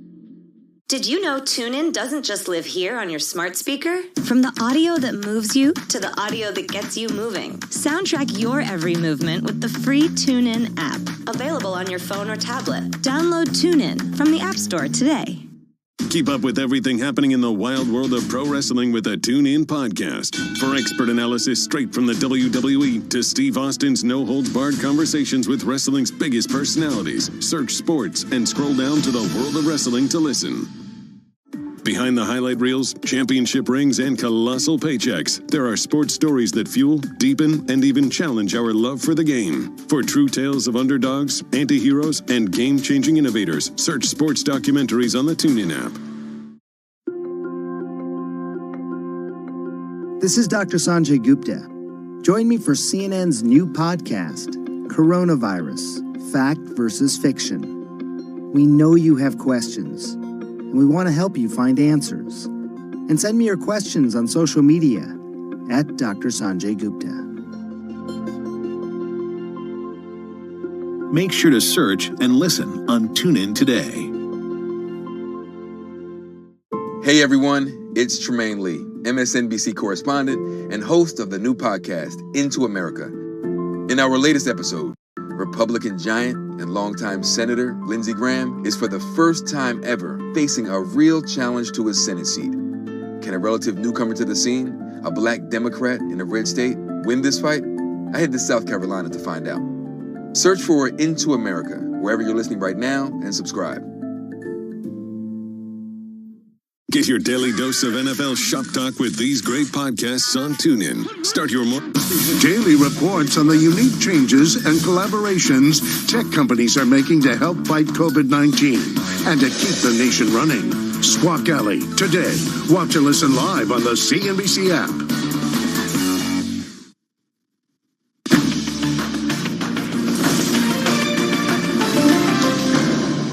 Welcome back, everybody. You're watching Street Signs, and if you're just joining us, let me just bring you up to speed on a little bit of news before we went into the break. The Japanese Prime Minister Shinzo Abe has declared a state of emergency in Tokyo and a number of other cities. That is a way of cracking down on the movement of individuals because of coronavirus. The Japanese Prime Minister says if we can reduce the movement of people by 70 to 80%, we can ensure the virus peaks out in 2 weeks. So Tokyo, Osaka, and 5 other prefectures will now operate under a state of emergency to combat coronavirus. Let's recircle and focus on the markets here. The U.S. futures have largely strengthened while we've been on air here, and we are indicated to open 600 points higher at the start of the U.S. trading session on the Dow. The European markets have opened strongly this morning on the back of gains made overnight in the U.S., and because the Asian market session largely supported those gains. When you look at Asia, barring perhaps Australia, where there was no change in interest rates from the RBA, we have seen Asian markets broadly higher. The Chinese markets, of course, coming back to their business after the Qingming festival over in Asia, closed markets for a day. Let's focus on the U.S. markets then, and this big pop that we saw yesterday. Very strong trading to the close. In the last 10 minutes or so, we pushed well above 7% on the Dow Jones Industrial Average close. Broad-based, all 30 stocks higher. 11 sectors in the S&P also higher. Our next guest believes the U.S. is experiencing a bear market rally based on improved liquidity, but he says the technical indicators point to resistance at 2,800 for the S&P 500 and more volatility to come. Michael Purvis joins us, the CEO of Tallback and Capital Advisors. Good to have you on the program, Michael. Just briefly, can you walk us through the technicals then and why you see that course unfolding from here?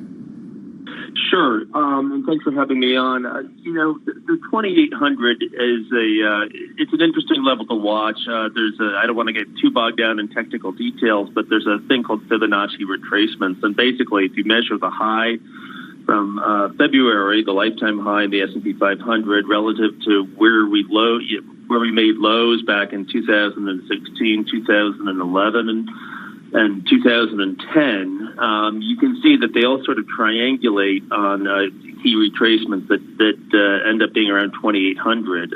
So I would be watching that level very closely. as well. It's also a big, it's a retracement of about 50% of the high and low made just from the recent 2200 low, as well as the lifetime high in February as well. And these Fibonacci retracements have really defined the near-term resistance over the last couple of weeks, that 2640 level that we just powered through yesterday. But I think one thing I would also just I think is important to add is that we've been through enormous volatility, and the volatility works both ways. And so when you see this huge surge yesterday, even utility stocks were up more than 7% yesterday. And as you were just pointing out, it was just a surge higher here. Those kinds of surges are very characteristic of bear market rallies. So I think it's you have to be very thoughtful and careful with not just interpreting one huge up day or a series of huge up days as an all clear sign that the lows are in and that the market's only heading higher. So briefly, then, you would see the SPX at 2,800 as a lower high that would then lead to another leg down.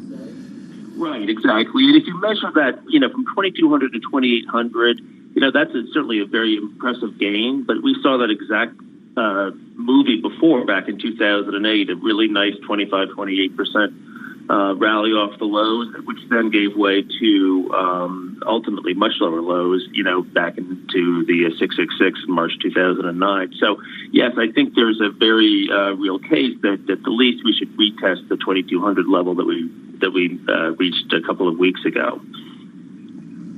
Michael, I want to get into timing then, because there was a view in the market that as soon as we got past the end of month, end of quarter positioning, that effectively you would have some of those buyers disappear and that you may see some of those lows revisited. Now, I know that technology earnings are also coming up, and you're very focused on the fact that some of those tech stocks have not tested the lows that we had even in recent years. What's your timing then around revisiting some of the lower levels on the S&P 500? Right. I mean, I think that's a great point on timing.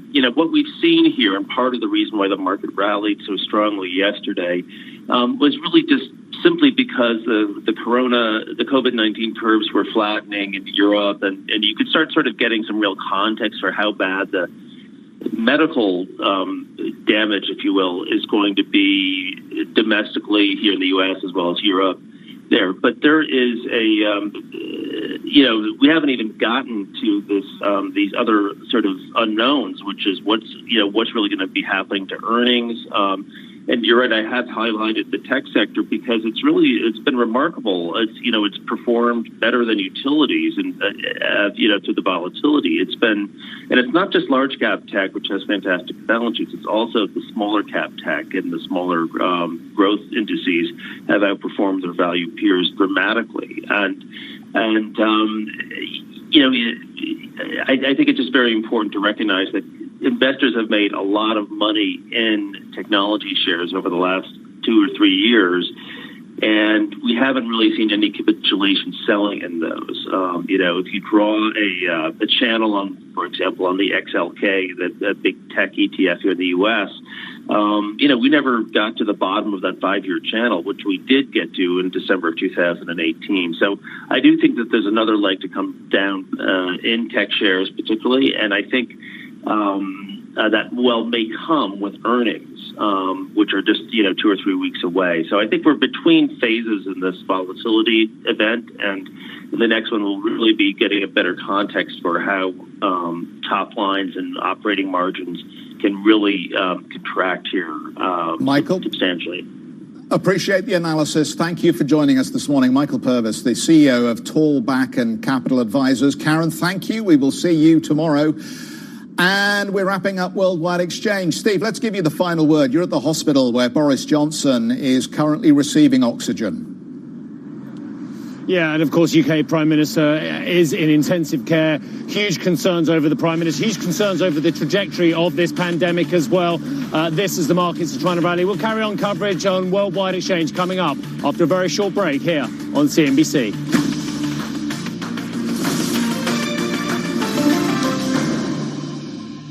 Get social with TuneIn. Follow TuneIn on Facebook, Twitter, and Instagram to discover what's happening in the app and around the world. Be the first to know about upcoming games and the hottest new music. Follow @TuneIn and always be in the know.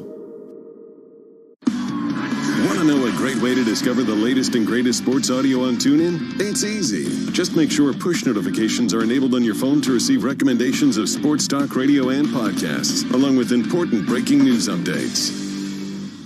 You love TuneIn for live breaking news from CNN, MSNBC, Fox, CNBC, and more. But when you can't catch your favorite show as it airs, it might just be a click away as a podcast. Search your favorite news station to explore all the on-demand news shows on TuneIn. Did you know TuneIn doesn't just live here on your smart speaker? From the audio that moves you to the audio that gets you moving. Soundtrack your every movement with the free TuneIn app. Available on your phone or tablet. Download TuneIn on the App Store today.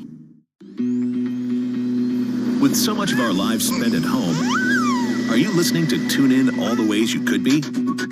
With compatibility on your phone, tablet, computer, sound system, smart speaker, smartwatch, smart TV, game console, and more, chances are, if there's a time and a place you'd like to hear the TuneIn audio you love, there's a way to hear it on all the devices in your life. Go to TuneIn.com to discover all the ways you can listen. Behind the highlight reels, championship rings, and colossal paychecks, there are sports stories that fuel, deepen, and even challenge our love for the game. For true tales of underdogs, anti-heroes, and game-changing innovators, explore a sports documentary on TuneIn, like Sports Wars, telling the origin stories of classic rivalries, Rays Sports, about the concussion crisis that threatens football's future, and Dunkumentaries, a podcast devoted to the beauty and power of the slam dunk. For these and more, search sports documentaries on TuneIn. This is Dr. Sanjay Gupta. Join me for CNN's new podcast, Coronavirus, Fact versus Fiction. We know you have questions, and we want to help you find answers. And send me your questions on social media at Dr. Sanjay Gupta. Make sure to search and listen on TuneIn today. Hey everyone, it's Tremaine Lee, MSNBC correspondent and host of the new podcast, Into America. In our latest episode, Republican giant and longtime Senator Lindsey Graham is for the first time ever facing a real challenge to his Senate seat. Can a relative newcomer to the scene, a black Democrat in a red state, win this fight? I head to South Carolina to find out. Search for Into America wherever you're listening right now and subscribe.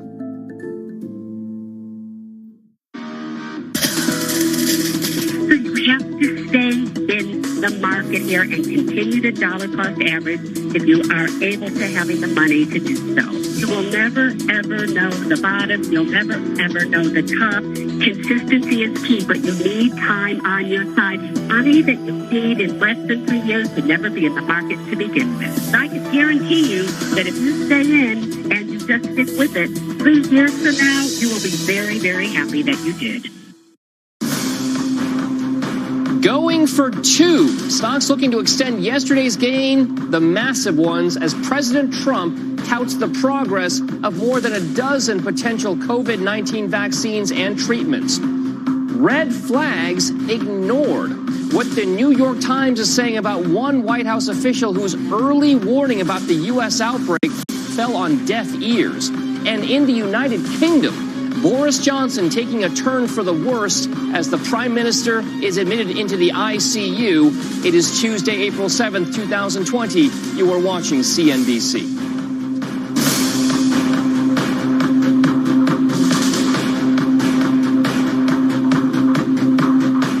Good morning and welcome to the show. I'm Dominic Chu, live at CNBC Global Headquarters.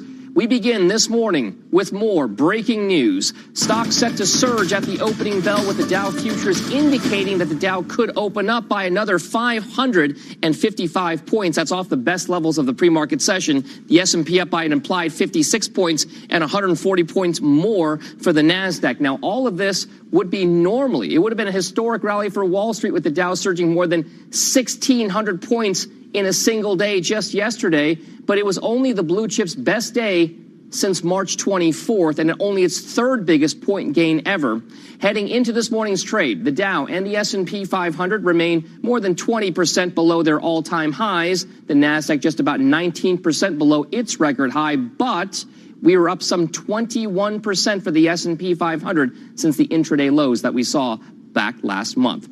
Team coverage now kicks off your Tuesday morning. Matt Taylor is in Singapore with the latest in the overnight action in Asia. Juliana Tattlebaum with the early trade in Europe. NBC's Tracy Potts has the headlines out of Washington, D.C. Steve Sedgwick is covering the latest from Boris Johnson, the UK Prime Minister, and Rahel Solomon is here at CNBC Global Headquarters with stories on the virus and the corporate response.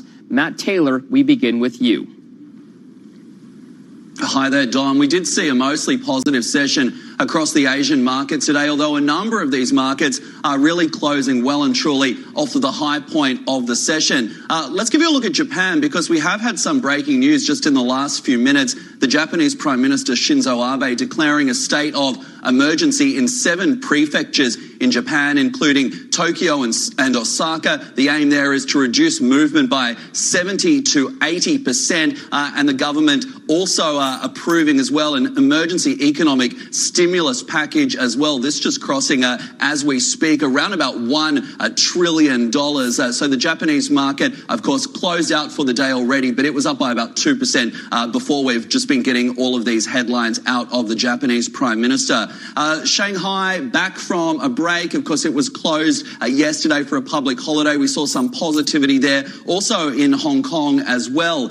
Take a look at South Korea. It performed fairly robustly as well. This was helped out by a jump in shares of Samsung, the electronics giant, saying it sees its Q1 operating profit above analyst expectations at 6.4 trillion Korean won, and analysts had expected around about 6.2 trillion. So that really helped out that stock today and helped push out the Kospi overall into positive territory. Australia was the laggard. We had that market trading weaker in the session today. The Reserve Bank, they're keeping interest rates unchanged as is widely expected, because they've already cut them down to just 0.25 percentage point, but adding that it will continue to support financial market liquidity through its recently announced QE program as well. So that is the movers in Asia today. Don, back to you. All right, Matt Taylor, thank you very much for that. To the early trade now with the European bourses. Juliana Tattlebaum is standing by in London with the latest there. Good morning, Juliana.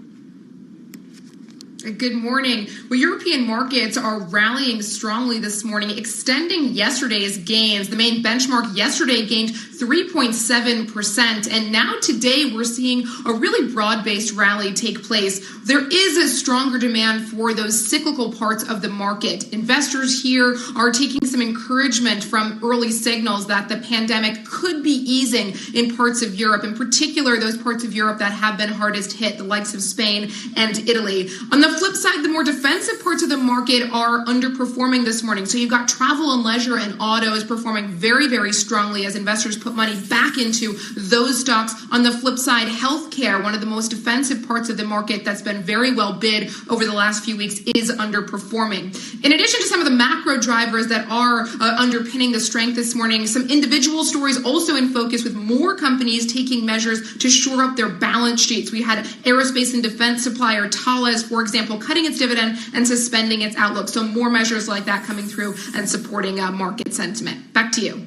All right, Juliana Tattlebaum live in London with the latest there on the European market. Sticking with the United Kingdom, Prime Minister Boris Johnson was moved to the intensive care unit, the ICU, late yesterday as his coronavirus symptoms took a turn for the worse. He was diagnosed first with the virus more than a week ago. Our own Steve Sedgwick joins us now from London with the latest on the UK Prime Minister. Steve. Dom, it was the 27th of March, as you say, where Boris Johnson was diagnosed having positive tests for coronavirus. Last Friday, April the 3rd as well, he said he was continuing his self-isolation in the flat above number 11 Downing Street, which is the Chancellor of the Exchequer's home, because his symptoms were persisting. But yesterday, of course, we heard that he had been transferred to a central London hospital. We came here to St Thomas's assuming this was that hospital, which was since confirmed. But from 7 p.m. yesterday evening, the Prime Minister was transferred referred, as you say, to an intensive care unit after his persistent conditions were getting worse. We understand both a fever and a cough. We understand also that the Prime Minister was given several litres of oxygen, although he was not put on a ventilator in ICU. The whole point about putting him in ICU as well, according to number 10 Downing Street, was precautionary, but also so that the availability of a ventilator was on hand if indeed needed. Now, who is running the country now at the moment? Well, up until yesterday lunchtime, we had the Prime Minister apparently looking at his official messages and documents in his official red box and tweeting early afternoon that he was receiving good coverage and good health care from the National Health Service and that he was in good spirits. But then, as I say, we heard later on that now Dominic Raab, who is the 46-year-old Foreign Secretary, also First Secretary of State, would be deputising for the Prime Minister if and when necessary. But in the United Kingdom, we do not have, Dom, a formal plan of succession. All right, so Steve, as you talk about what Dominic Raab then is looking to perhaps do or get done in the absence of Prime Minister Boris Johnson, what exactly is first and foremost on the agenda as Boris Johnson starts to recover in the ICU? Yeah, absolutely, Dom. Well, look, the key here, of course, is to reach the peak of coronavirus, both mortalities and infections, and get beyond that peak, which is the key for whether it's New York State, whether it's Italy, France or Spain. The same in the United Kingdom. Last night, we had confirmed that another 439 mortalities from coronavirus happened, taking the UK total up to 5,373. But the key priorities at the moment are making sure there are enough ICU beds around the entire country. And, of course, we've seen this brand new field hospital from scratch in the east of the city of London, built 4,000-bed, 82-ward hospital built from scratch in 9 days by the British Army engineers and indeed the National Health Service. So it's getting more ICU beds, getting more testing done as well. It has been a big criticism of the government. There haven't been enough tests compared with countries such as Germany. And, of course, getting the frontline workers at the NHS hospitals like the one behind me, getting them enough PPE, protective equipment, Dom. These are the key priorities. All right, Steve Sedgwick live in London with the latest on the UK Prime Minister Boris Johnson. Thank you very much. To Washington, D.C. now, where talk of a fourth economic stimulus package is gaining some momentum. This as the New York Times reports one of the high-ranking officials in the White House sounded the alarm over a potential U.S. outbreak months before it manifested itself here. NBC's Tracy Potts joins us now from Washington, D.C. with the latest. Tracy, good morning. Dom, good morning. That was the U.S. Trade Rep Peter Navarro. According to the Times, he wrote a memo back in January warning that this would be a major pandemic, that as many as 500,000 people could die in the United States without some aggressive action. Here's a piece of that memo where Peter Navarro said that Americans could be left defenseless against a full-blown coronavirus. He went on to say that this could evolve into a full-blown pandemic, imperiling the lives of millions of Americans, which is exactly what we've seen. Now, his memo back in January went to the National Security Council, several other officials. We don't know if President Trump saw it himself. Speaking of President Trump, he is now saying that he is willing to back some sort of stimulus package, a second stimulus. Democrats are laying out what they think that needs to include. Nancy Pelosi telling NBC last night that it will likely be over $1 trillion, including more money for small businesses to pay their bills and pay their workers, more for extended unemployment insurance. Plus, they want to include funds for food stamps and for perhaps a second round of direct payments to Americans who are struggling to make ends meet. Noticeably missing from that list is infrastructure projects. Is something that Pelosi may be backing off of to try to get the support of Republicans in the Senate. Tom? Tracy, I mean, President Trump is saying that there's a light at the end of the tunnel with regard to coronavirus vaccine research, with regard to treatment research. Is there any sense right now of even more policies or initiatives tilted towards that angle, and any more messaging coming from the White House to that effect in the coming days? Yeah, good question. We don't know if they're going to try to pack some money for increased research into this second stimulus. Certainly, they are working on it. The FDA is monitoring what's happening, trying to get a vaccine or any other treatments out as quickly as possible. But we've known from the beginning that's going to be a long-term effort. And this virus is having an impact right now.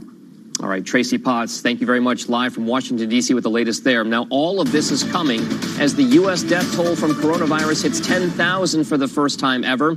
Rahel Solomon is here with more details on the latest headlines there. Good morning, Rahel. Hi, Dom. Good morning. So in light of that number, the nation's top infectious disease expert, Dr. Anthony Fauci, says the world may never get back to normal. At the daily White House briefing yesterday, Dr. Fauci said that despite there being a number of therapies and vaccines in the pipeline, quote, if you want to get to pre-coronavirus, that might not ever happen in the sense that the threat is there. President Trump also announcing that the U.S. has struck a deal to buy millions of N95 face masks from 3M for healthcare workers. The president, of course, had been in a bit of a dispute with the company after asking 3M to stop selling those protective masks overseas. Under the deal, 3M will import 166 million masks over the next 3 months, primarily from its factories in China. And the U.S. government's new program to help small businesses weather the coronavirus outbreak looks like it may have hit some snags. The $350 program launched on Friday. Banks say that the Small Business Administration system used to process loan applications crashed for several hours yesterday. And Politico reporting that banks also still do not have a key form that's needed to complete the loans. President Trump did address this issue at yesterday's White House briefing.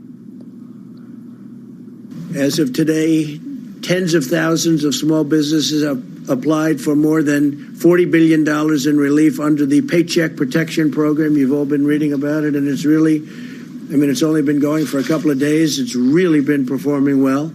A couple of little glitches, minor glitches that have already been taken care of. Also, an SBA spokesperson saying that as of 6 p.m. Eastern last night, the system is, quote, up and running. Dom, let's hope that remains the case because, of course, as you know, millions of Americans are counting on that for some sort of relief. Absolutely right. Small businesses struggling right now to make ends meet. Thank you very much, Rahel Solomon, for those latest headlines. When we come back on the show, why our next guest says, despite this week's big rally, investors may not be out of the woods just yet. And later on, much more on UK Prime Minister Boris Johnson and his developing condition with the coronavirus. We'll speak with NYU's Dr. Devi, plus why one investment bank says this stay-at-home stock is too rich to buy. A very busy hour still ahead when CNBC returns after this. You love TuneIn for live breaking news from CNN, MSNBC, Fox, CNBC, and more. But when you can't catch your favorite show as it airs, it might just be a click away as a podcast. Search your favorite news station to explore all the on-demand news shows on TuneIn. Want to know a great way to discover the latest and greatest sports audio on TuneIn? It's easy. Just make sure push notifications are enabled on your phone to receive recommendations of sports talk radio and podcasts, along with important breaking news updates. Get social with TuneIn. Follow TuneIn on Facebook, Twitter, and Instagram to discover what's happening in the app and around the world. Be the first to know about upcoming games and the hottest new music. Follow at TuneIn and always be in the know.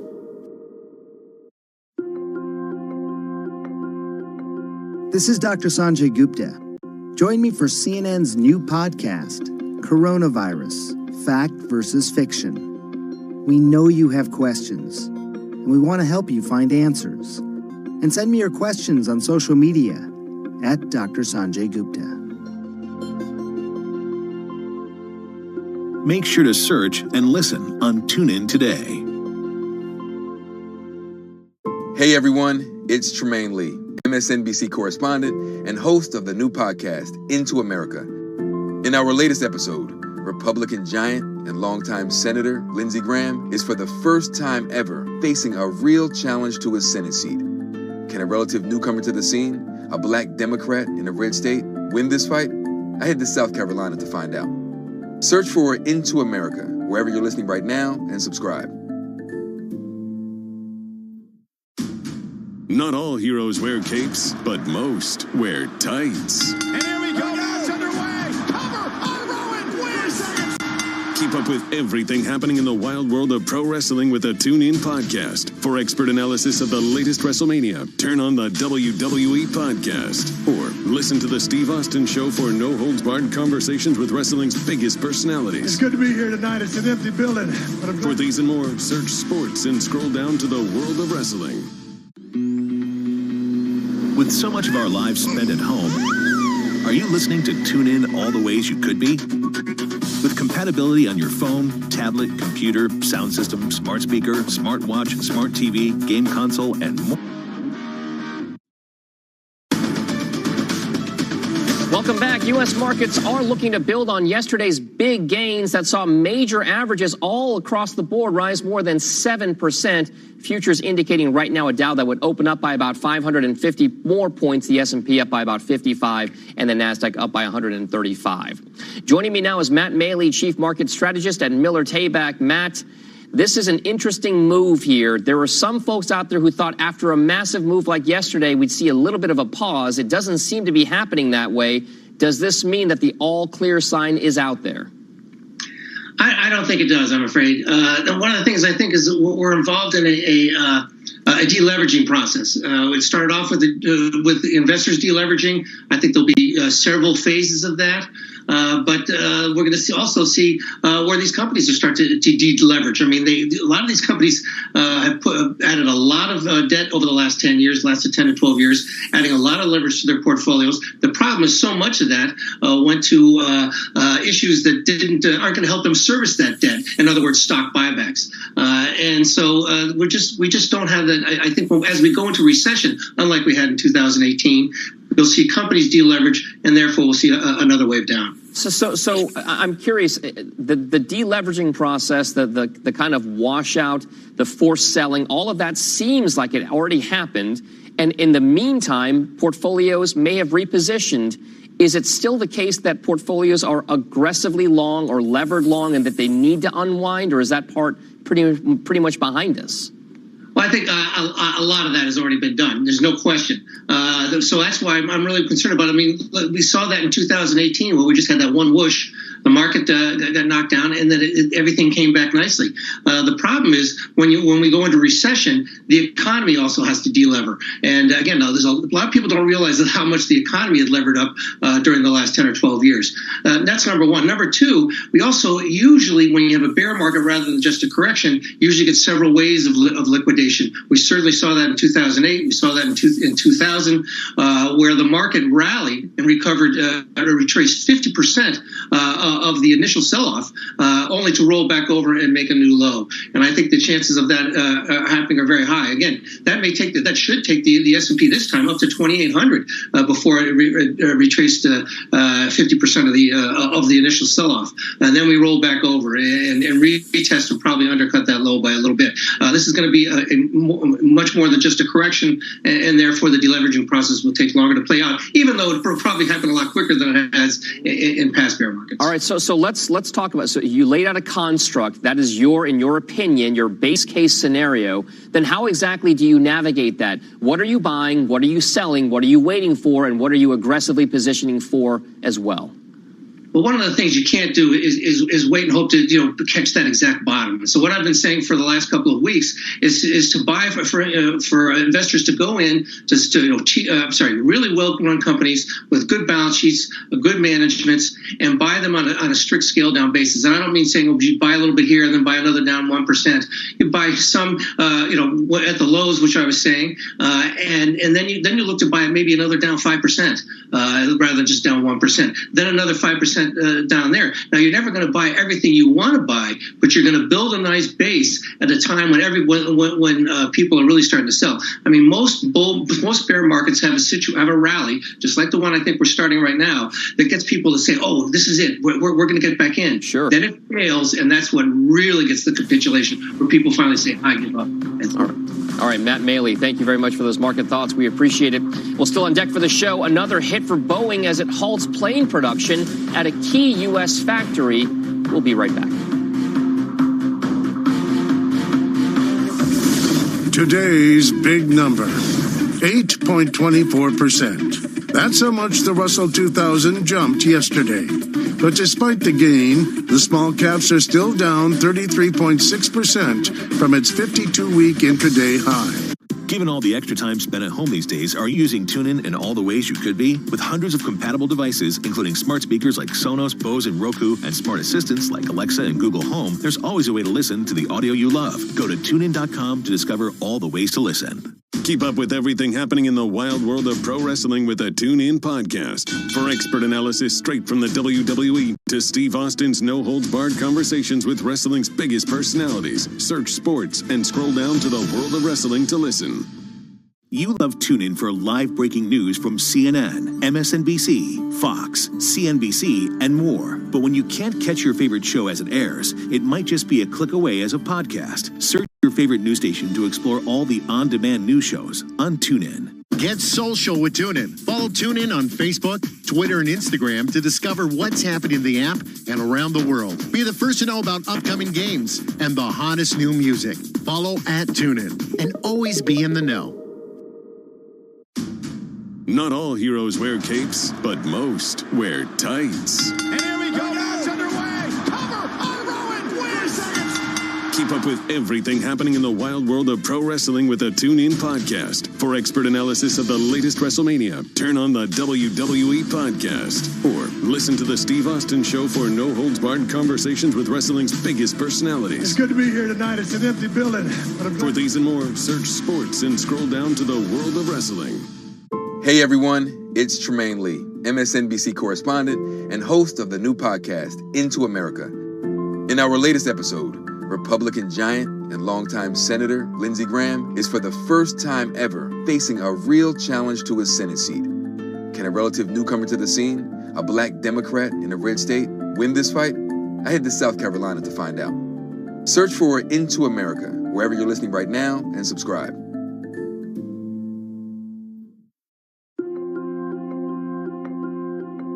This is Dr. Sanjay Gupta.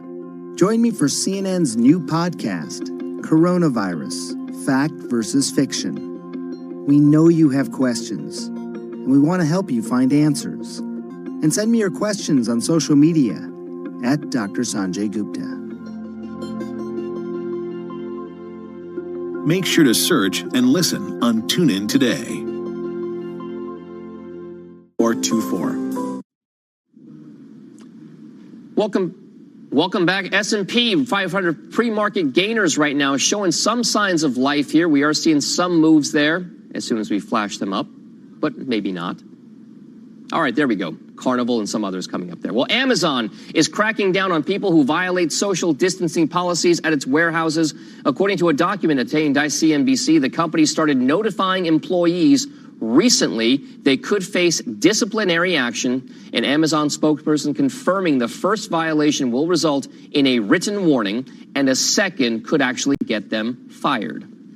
Well, New York Governor Andrew Cuomo extending his state's lockdown as the death toll continues to rise in the nation's biggest hotspot. NBC's Philip Mena is in the New York newsroom with the latest. Good morning, Philip.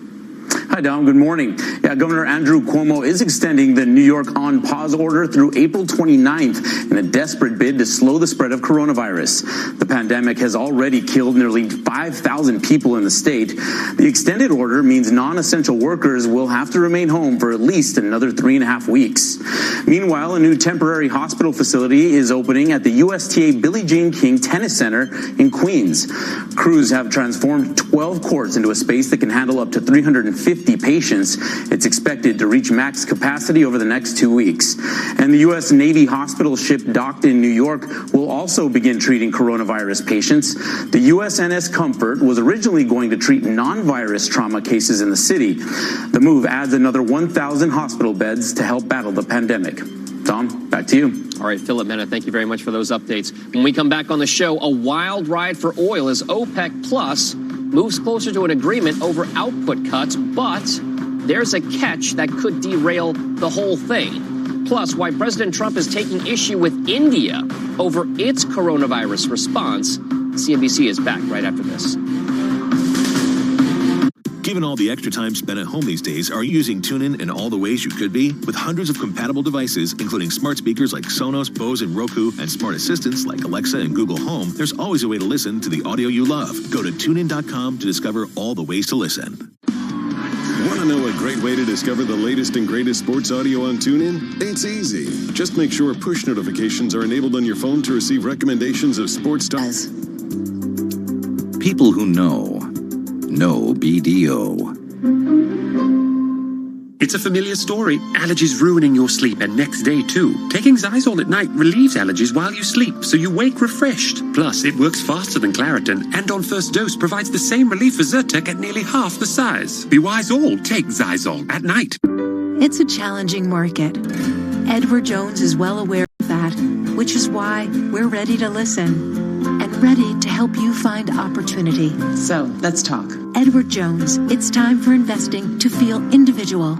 What you need now is answers to your questions. From moment-to-moment swings We've been watching the U.S. equity futures this morning. to long-term prognosis, global context, local data. We've got record jobless claims. Bailout progress. Small business owners are waiting for this money right now. And market moves. If you get a bounce at all, sell it. Online analysis on CNBC.com and real-time updates on the CNBC app. Stay connected, stay informed, CNBC. Watch and listen live on the CNBC app.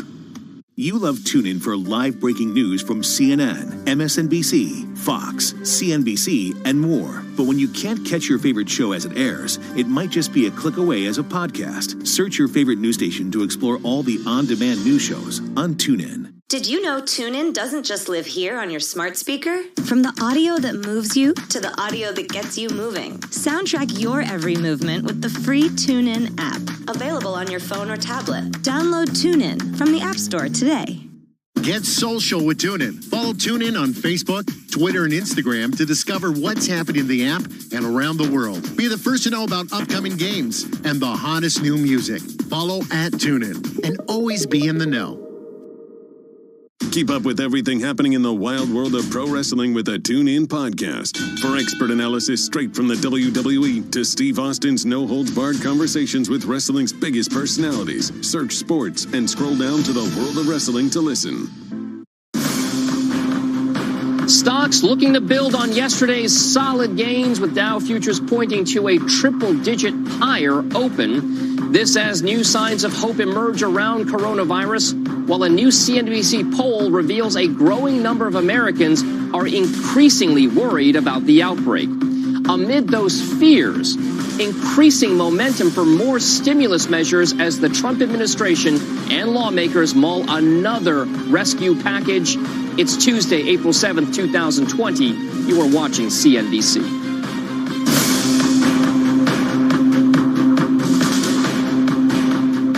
Welcome back to the show. I'm Dominic Chu, live at CNBC Global Headquarters, kicking off this morning with breaking news. Again, stocks set to surge at the opening bell. Right now, Dow futures are indicating what could be a 600-point rise in the blue chip average. The S&P 500 implied up 63 points, and the Nasdaq would open up by 153 points if these futures moves hold into the opening bell for regular cash equities trading. Now, this after what would have normally been a historic rally for Wall Street, with the Dow surging more than 1,600 points in just a single day. But believe it or not, it was only the blue chip's best day since March 24th, and only its third biggest point gain ever. Now, heading into this morning's trade, the Dow and S&P 500 remain more than 20% below their all-time highs earlier this year. The Nasdaq is just about 19% below its record high level as well. Let's now go worldwide. Matt Taylor is standing by in Singapore with the overnight trade in Asian markets. Juliana Tattlebaum has the early action from the European bourses. And Matt, we will start with you. Thanks again, Don. We did see a mostly positive session right across the Asia-Pacific markets, but a number of these indices really closing off of the higher levels of the day. I want to go to Japan first, because we have had some developing news there just in the last hour or so, with news of this record-breaking stimulus package being approved by Cabinet. The Japanese Prime Minister Shinzo Abe confirming the 108 trillion yen, or about $990 billion US dollar package that will include payments to families and small businesses as well, of course, affected by the fallout from the coronavirus shutdown. Japan also announcing a state of emergency in 7 prefectures, including Tokyo and Osaka, and the aim there is to reduce movement across these prefectures by between 70 to 80%. Elsewhere today, we also saw some gains, fairly strong gains coming through from South Korea, and this was helped out by shares of Samsung. Samsung Electronics are saying that its Q1 operating profit number is going to come in better than what analysts had been expecting. It is now tipping that Q1 profit will be at 6.4 trillion Korean won against the analyst expectations for a figure of about 6.2 trillion won. So we saw Samsung shares moving higher, of course, a blue chip on the South Korean market, and that really helped out the Kospi to some fairly strong gains in the session today. China returning from a public holiday as well.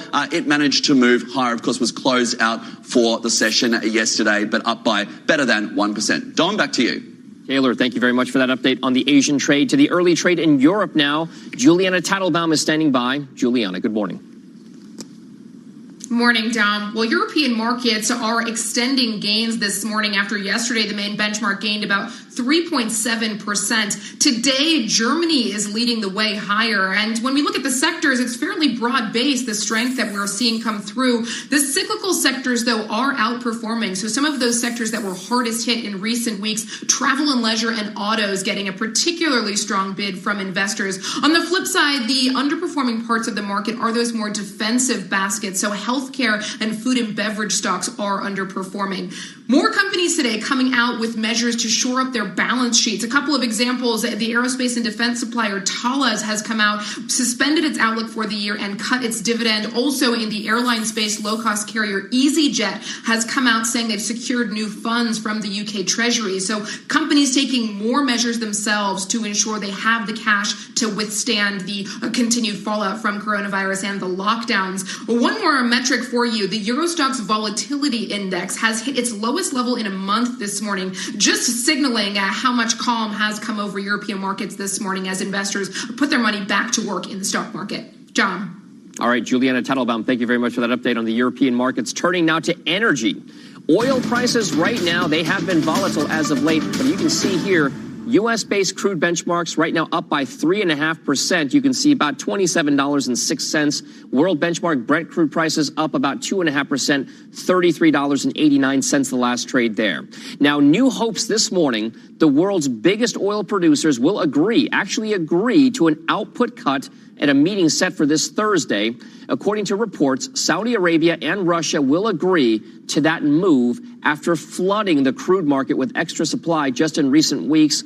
Uncertainty over an agreement sent oil down more than 7% in yesterday's trade. Questions, though, remain, however, again, with whether the U.S. will actually take part in any coordinated effort to boost prices. President Trump saying yesterday OPEC has not asked him to push domestic oil producers to cut their production, but Reuters is reporting that an agreement on oil output cuts will only be finalized if the U.S. actually agrees to take part. Much more on that story as it develops. To Washington, D.C. now, where talk of a fourth economic stimulus package is gaining some momentum. This, as the New York Times reports, one high-ranking White House official sounded the alarm over a potential U.S. outbreak of the coronavirus months before it manifested itself. Our Eamon Javers joins us now. Eamon, so much to parse through from Washington, D.C. on coronavirus. Yeah, good morning, Dom. And I think the big one is this reporting from the New York Times overnight. And, you know, officials at the White House up to and including the president have been saying that nobody could have predicted the scale of the disaster from the coronavirus here. But it turns out, according to the New York Times, that one high-ranking administration official was predicting pretty much exactly what we've seen as early as January and February in a series of internal White House memos. The official is Peter Navarro, the White House trade advisor.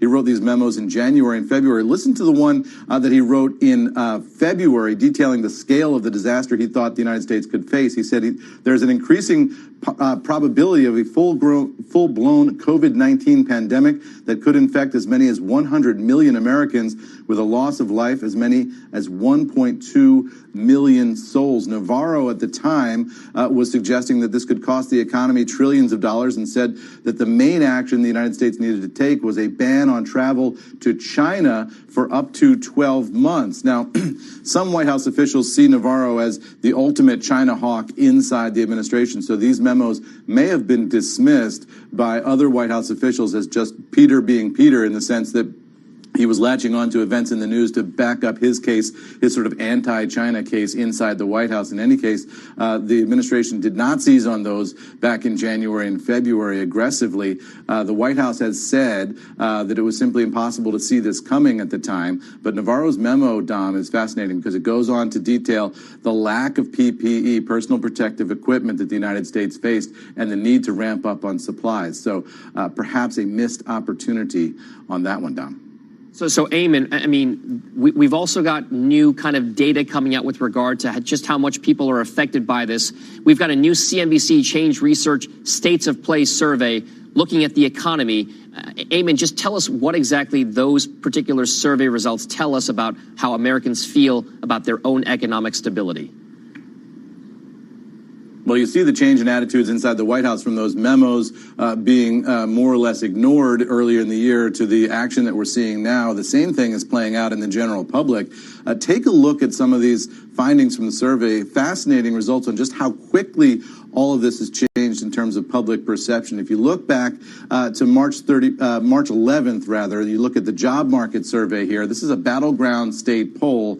You know, the good, excellent on the job market in March versus April, it changes dramatically. If you look at the blue and the red lines there, and poor, not good also changes dramatically. Just a total reversal of public opinion on the job market from good to poor. And the same thing with the state of the economy overall. If you look at how the economy is perceived across states, even though we're seeing that pretty dramatic change from good to poor, we're also seeing a disparity in terms of different states. North Carolina, much more positive on the economy in this survey results than Florida or Michigan. So Michigan particularly hardest hit. That may have some battleground state November implications for the general election. We'll take a look at how that all plays out. But people changing on a dime here in terms of their perspective on the economy, and we're seeing that happening in different states at different periods in time, Dom. Obviously, very rapid developments on the coronavirus front. Eamon Javers, thank you very much for that update on what's happening with Washington, D.C. and the coronavirus. Back to the markets now. One stay-at-home stock getting a lot of investor attention in recent weeks is Zoom. Shares up more than 200% since going public almost 1 year ago, but well off their highs hit earlier this year. Its CEO telling our own Jim Cramer the focus right now is all about new users to the platform. A lot of first-time, end users, they heard about Zoom, they started using Zoom, and we need to, spend time on that, right? Make sure, really have a customer really understand Zoom, the security settings. And however, when they read some article, if they did not enforce the password, they probably feel very frustrated. We need to enforce the security settings, private settings for the first time end users.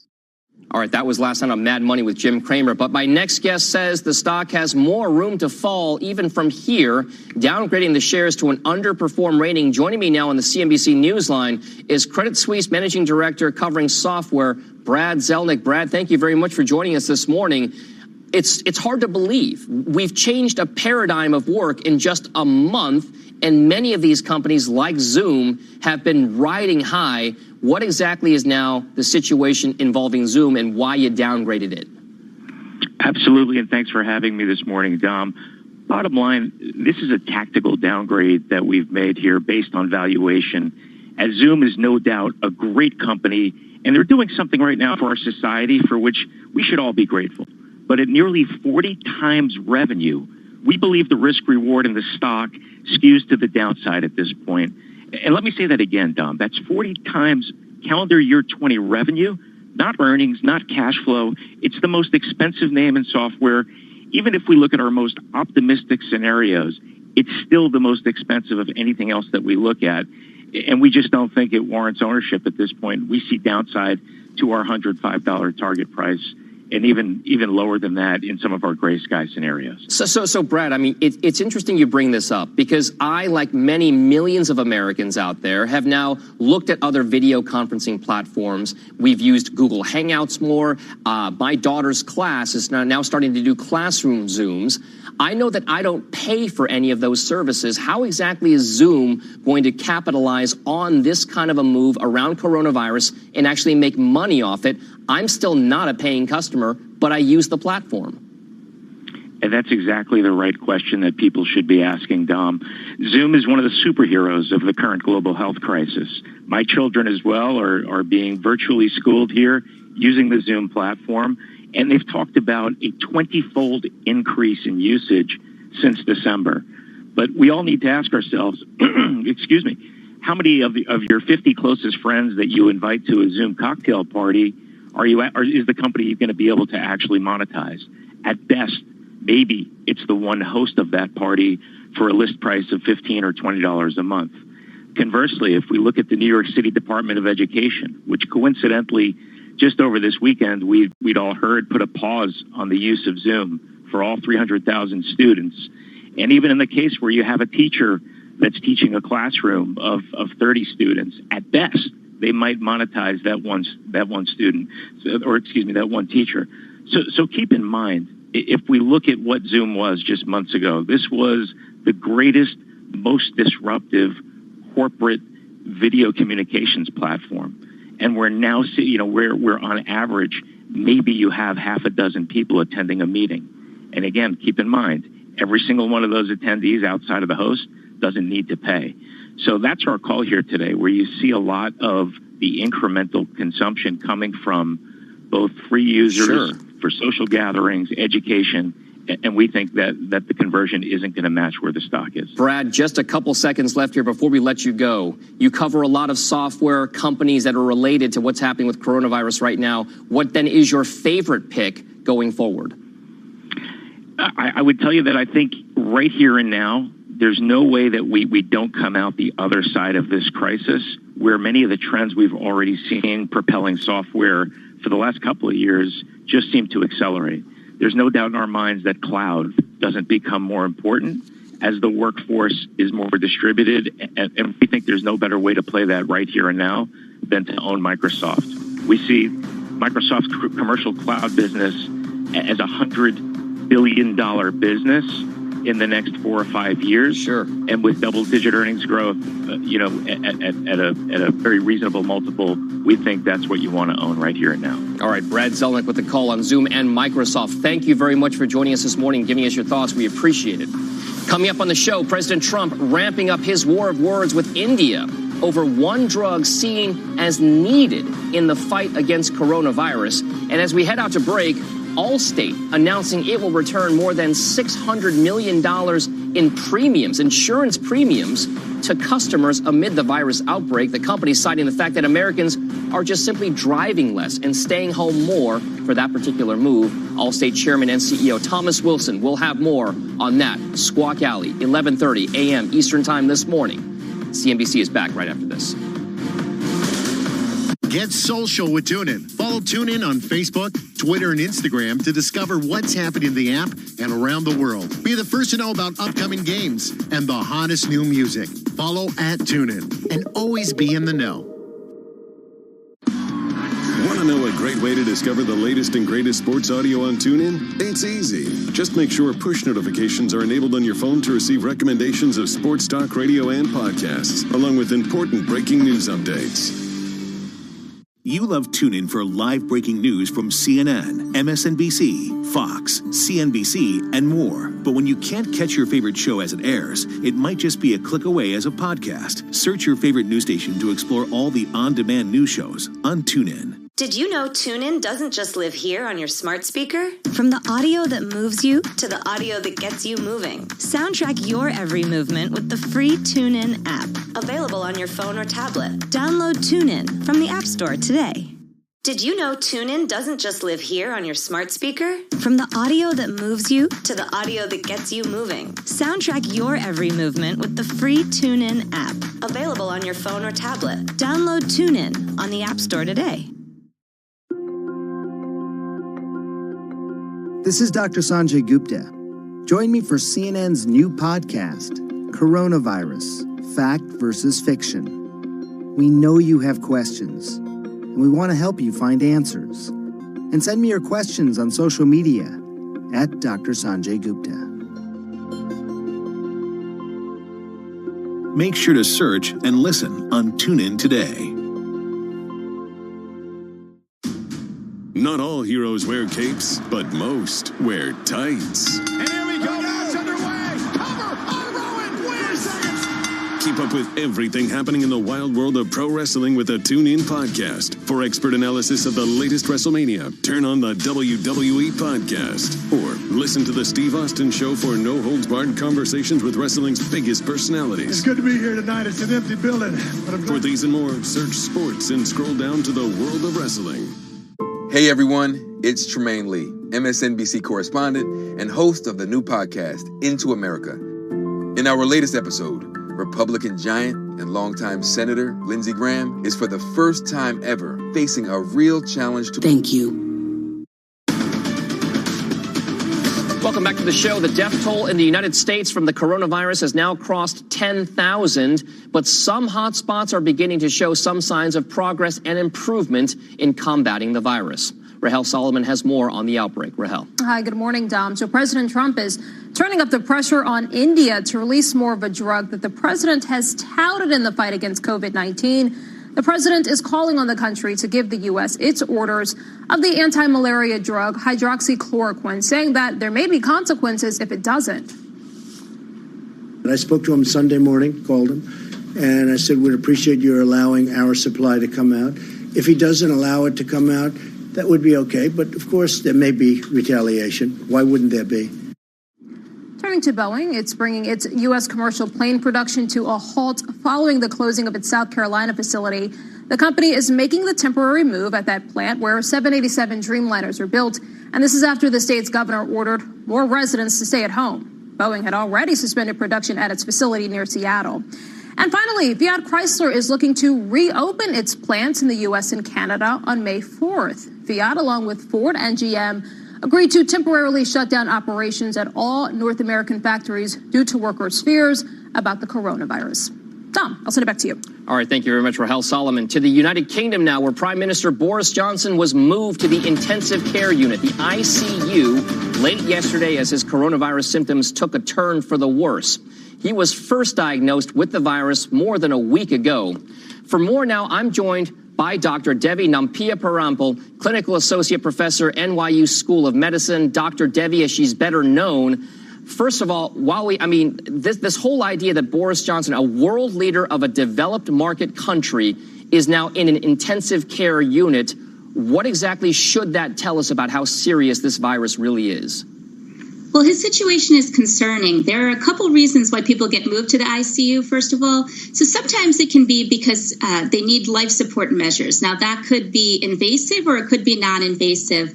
The other reason is that they might need continuous monitoring. So at a minimum, let's say that in the best case scenario, he's otherwise okay. It could be a lot of these patients with coronavirus have severe shortness of breath. And sometimes you can give them medications, a low dose of a sedative or a painkiller that might reduce that. So it could be that he's otherwise okay, but might need some medications for comfort, and he's put somebody else in charge because he doesn't want to make major decisions while on these medications. But the more likely scenario is that his breathing is affected so that his lungs and his heart and maybe his other organs need to be monitored more carefully. All right. So doctor, at this point here, we've heard the reports now that Boris Johnson, the UK Prime Minister, is not on a ventilator, but he is getting oxygen. Does that seem to be consistent with many of the cases that we might be seeing in these coronavirus hotspots, that it's not necessarily that everybody's on a ventilator, but they just need round-the-clock care?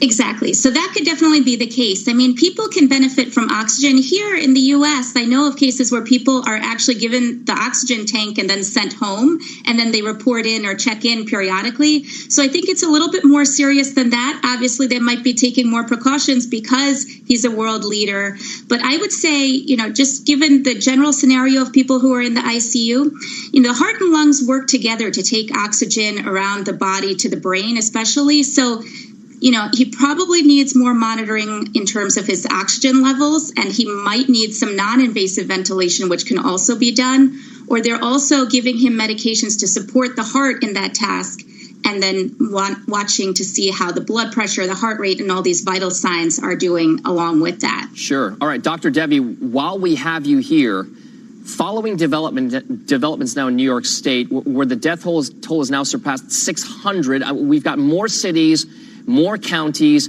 raising fines for people who are violating social distancing rules. Does a higher fine or more punitive damages result in more positive results from social distancing in your mind?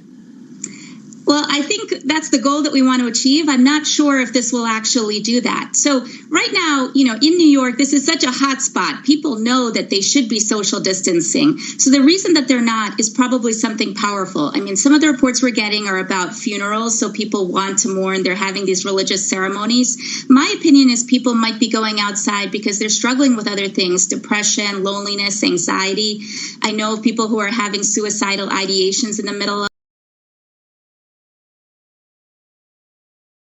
this.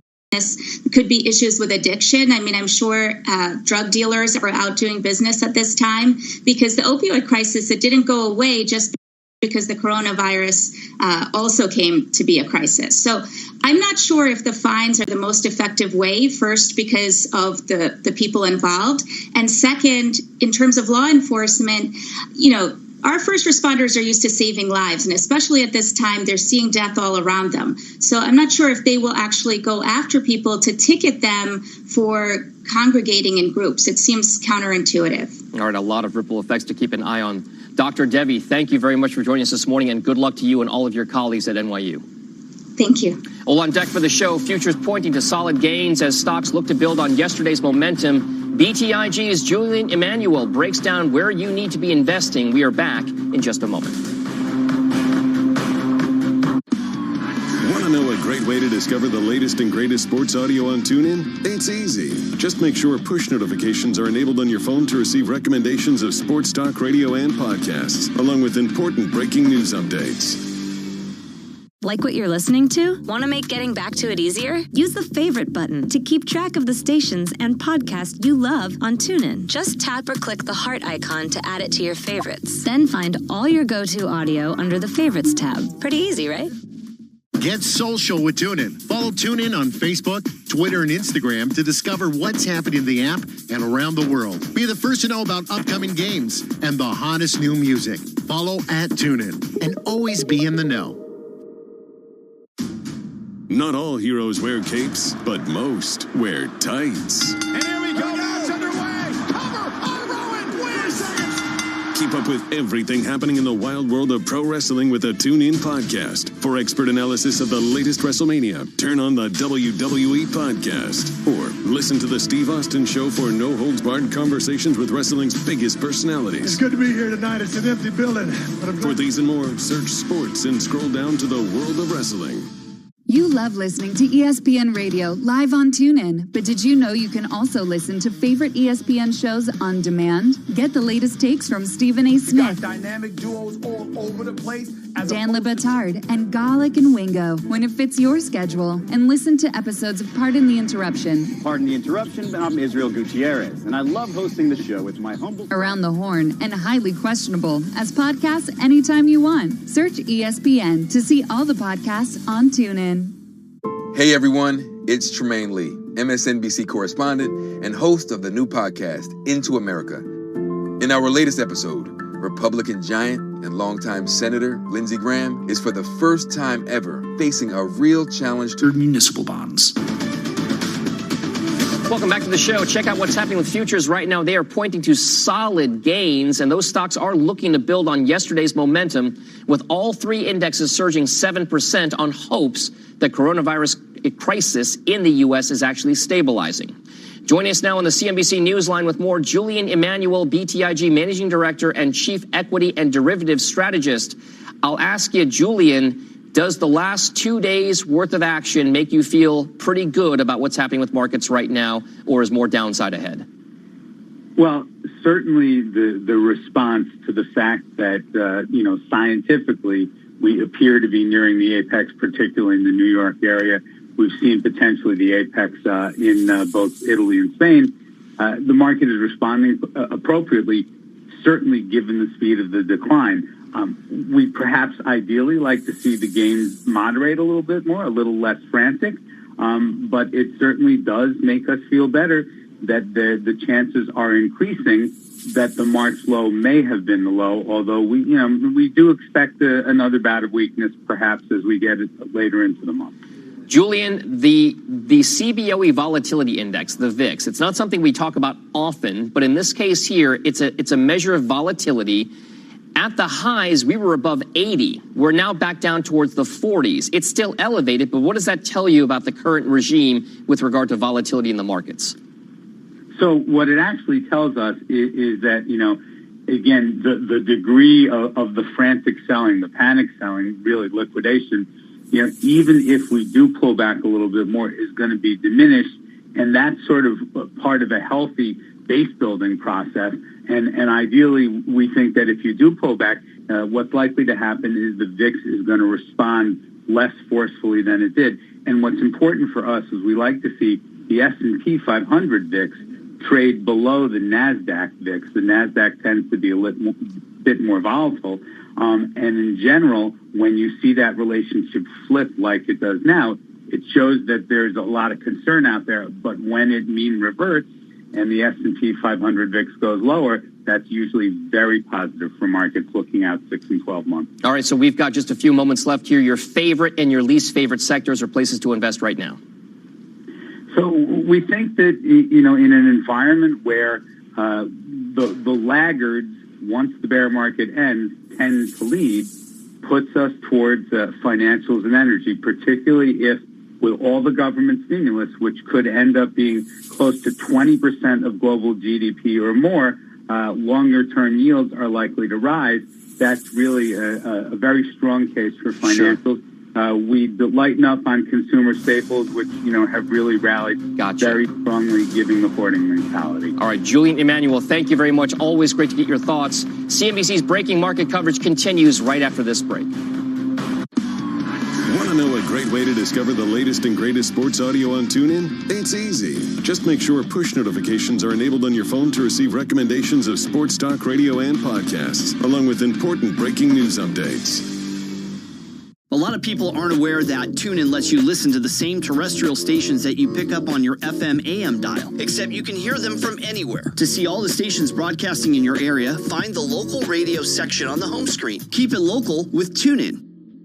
You love TuneIn for live breaking news from CNN, MSNBC, Fox, CNBC, and more. But when you can't catch your favorite show as it airs, it might just be a click away as a podcast. Search your favorite news station to explore all the on-demand news shows on TuneIn.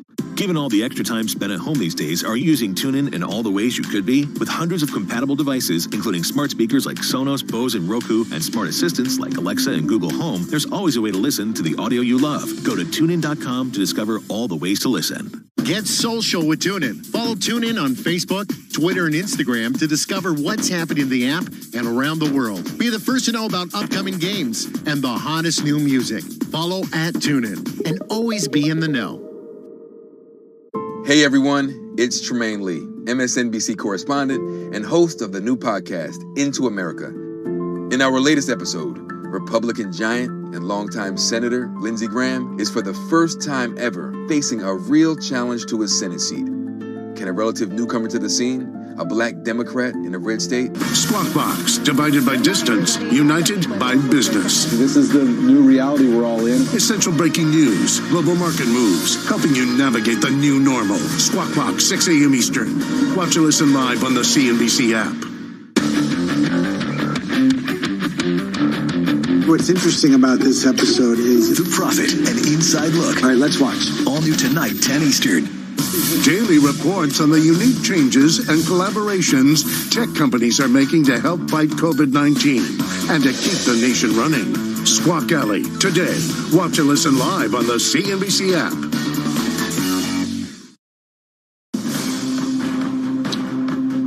Good morning. Stocks looking to build on yesterday's 7% rally as coronavirus numbers show potential for avoiding worst-case scenarios. Meanwhile, British Prime Minister Boris Johnson was moved to the intensive care unit after his coronavirus symptoms worsened. And for the first time since January, China's daily coronavirus report included no new deaths. It's Tuesday, April 7th, 2020, and Squawk Box begins right now.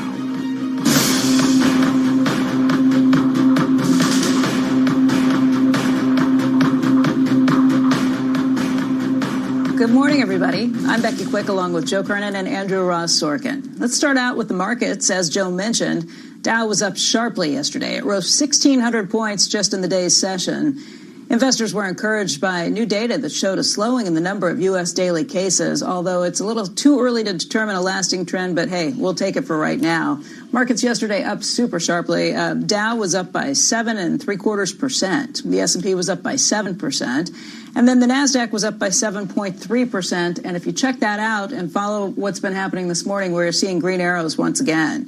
Yesterday, Boeing was the best performer. It was up by 19%. That stock trading higher in the pre-market, despite the announcement late yesterday that it is temporarily suspending all 787 operations in South Carolina. If you look at the broader markets this morning, again, green arrows across the board with some pretty big gains. The Dow looks like it would open up by about 600 points right here if we were to open at these levels. You're also looking at green arrows, of course, for the NASDAQ, S&P 500. And then if you take a look at what's been happening in the Treasury market as well, NASDAQ up by about 145. S&P indicated to open up by 62 points this morning. And then in the Treasury market this morning, you'll also see what's been happening with the yield on that front. Obviously, it's the 10-year that we always watch so closely. And right now, the 10-year is yielding 0.744%. Andrew. Hey, thanks, Bex. Let's get everybody updated on the latest on the pandemic numbers. Here's what we got. We've got nearly 11,000 people in the U.S. now have died from COVID-19, and the country has more than 368,000 cases. New York has more than 131,000 of those cases.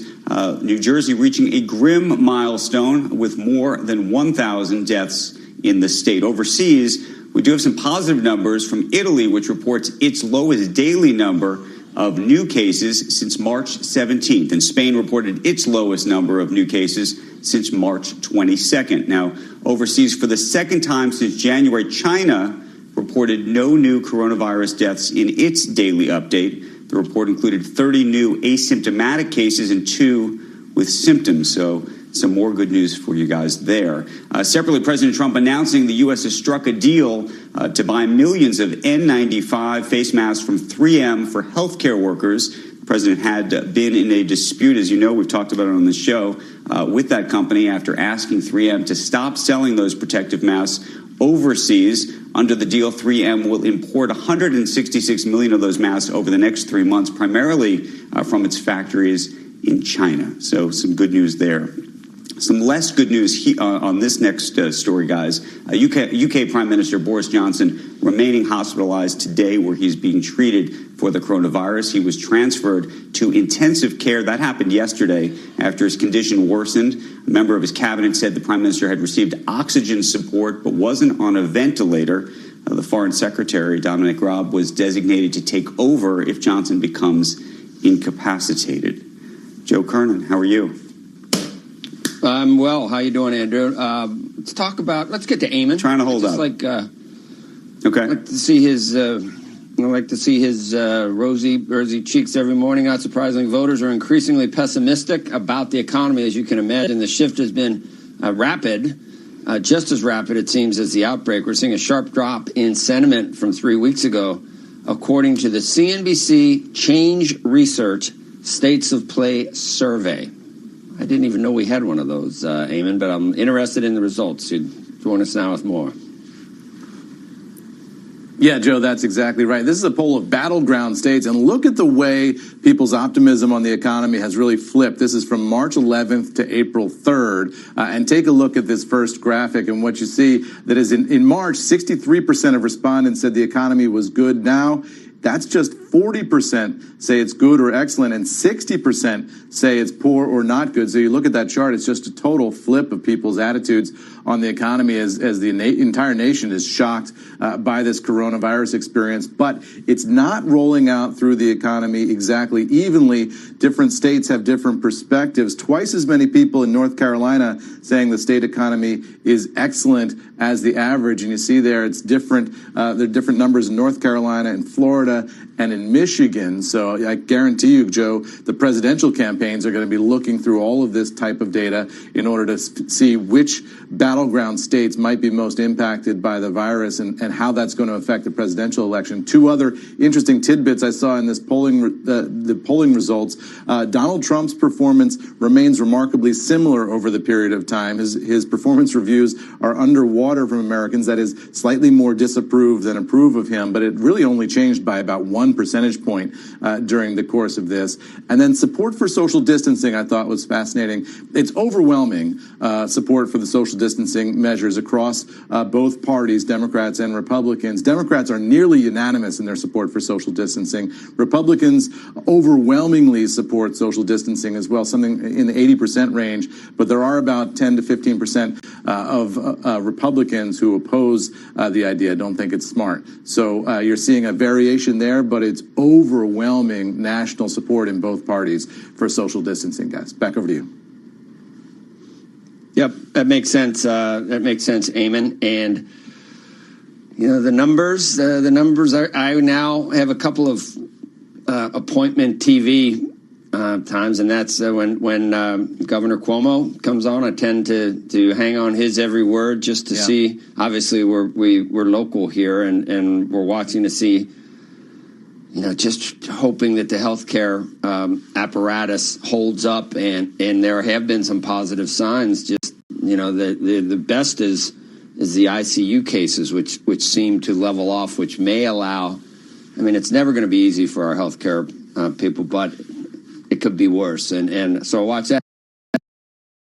And then I watch it all. I watch something all day long, unless I. It was sunny yesterday. I feel like I almost got sunburned, which is crazy in April. Right. But anyway, I don't know whether you got out. Beautiful in Washington, I heard down there too. It's surreal, isn't it? You go out and absolutely everything looks. It's crazy. Everything looks normal and bright and sunny. You might see someone. It's like, whoa! I don't want to get near them though, and so it's just so. It's just very surreal. We keep overusing that word, but it reminds me a little bit. It reminds me, Joe, a little bit of September 11th. The day itself. I mean, that was a gorgeous day, and I had the same thought on that day as I'm having now, which is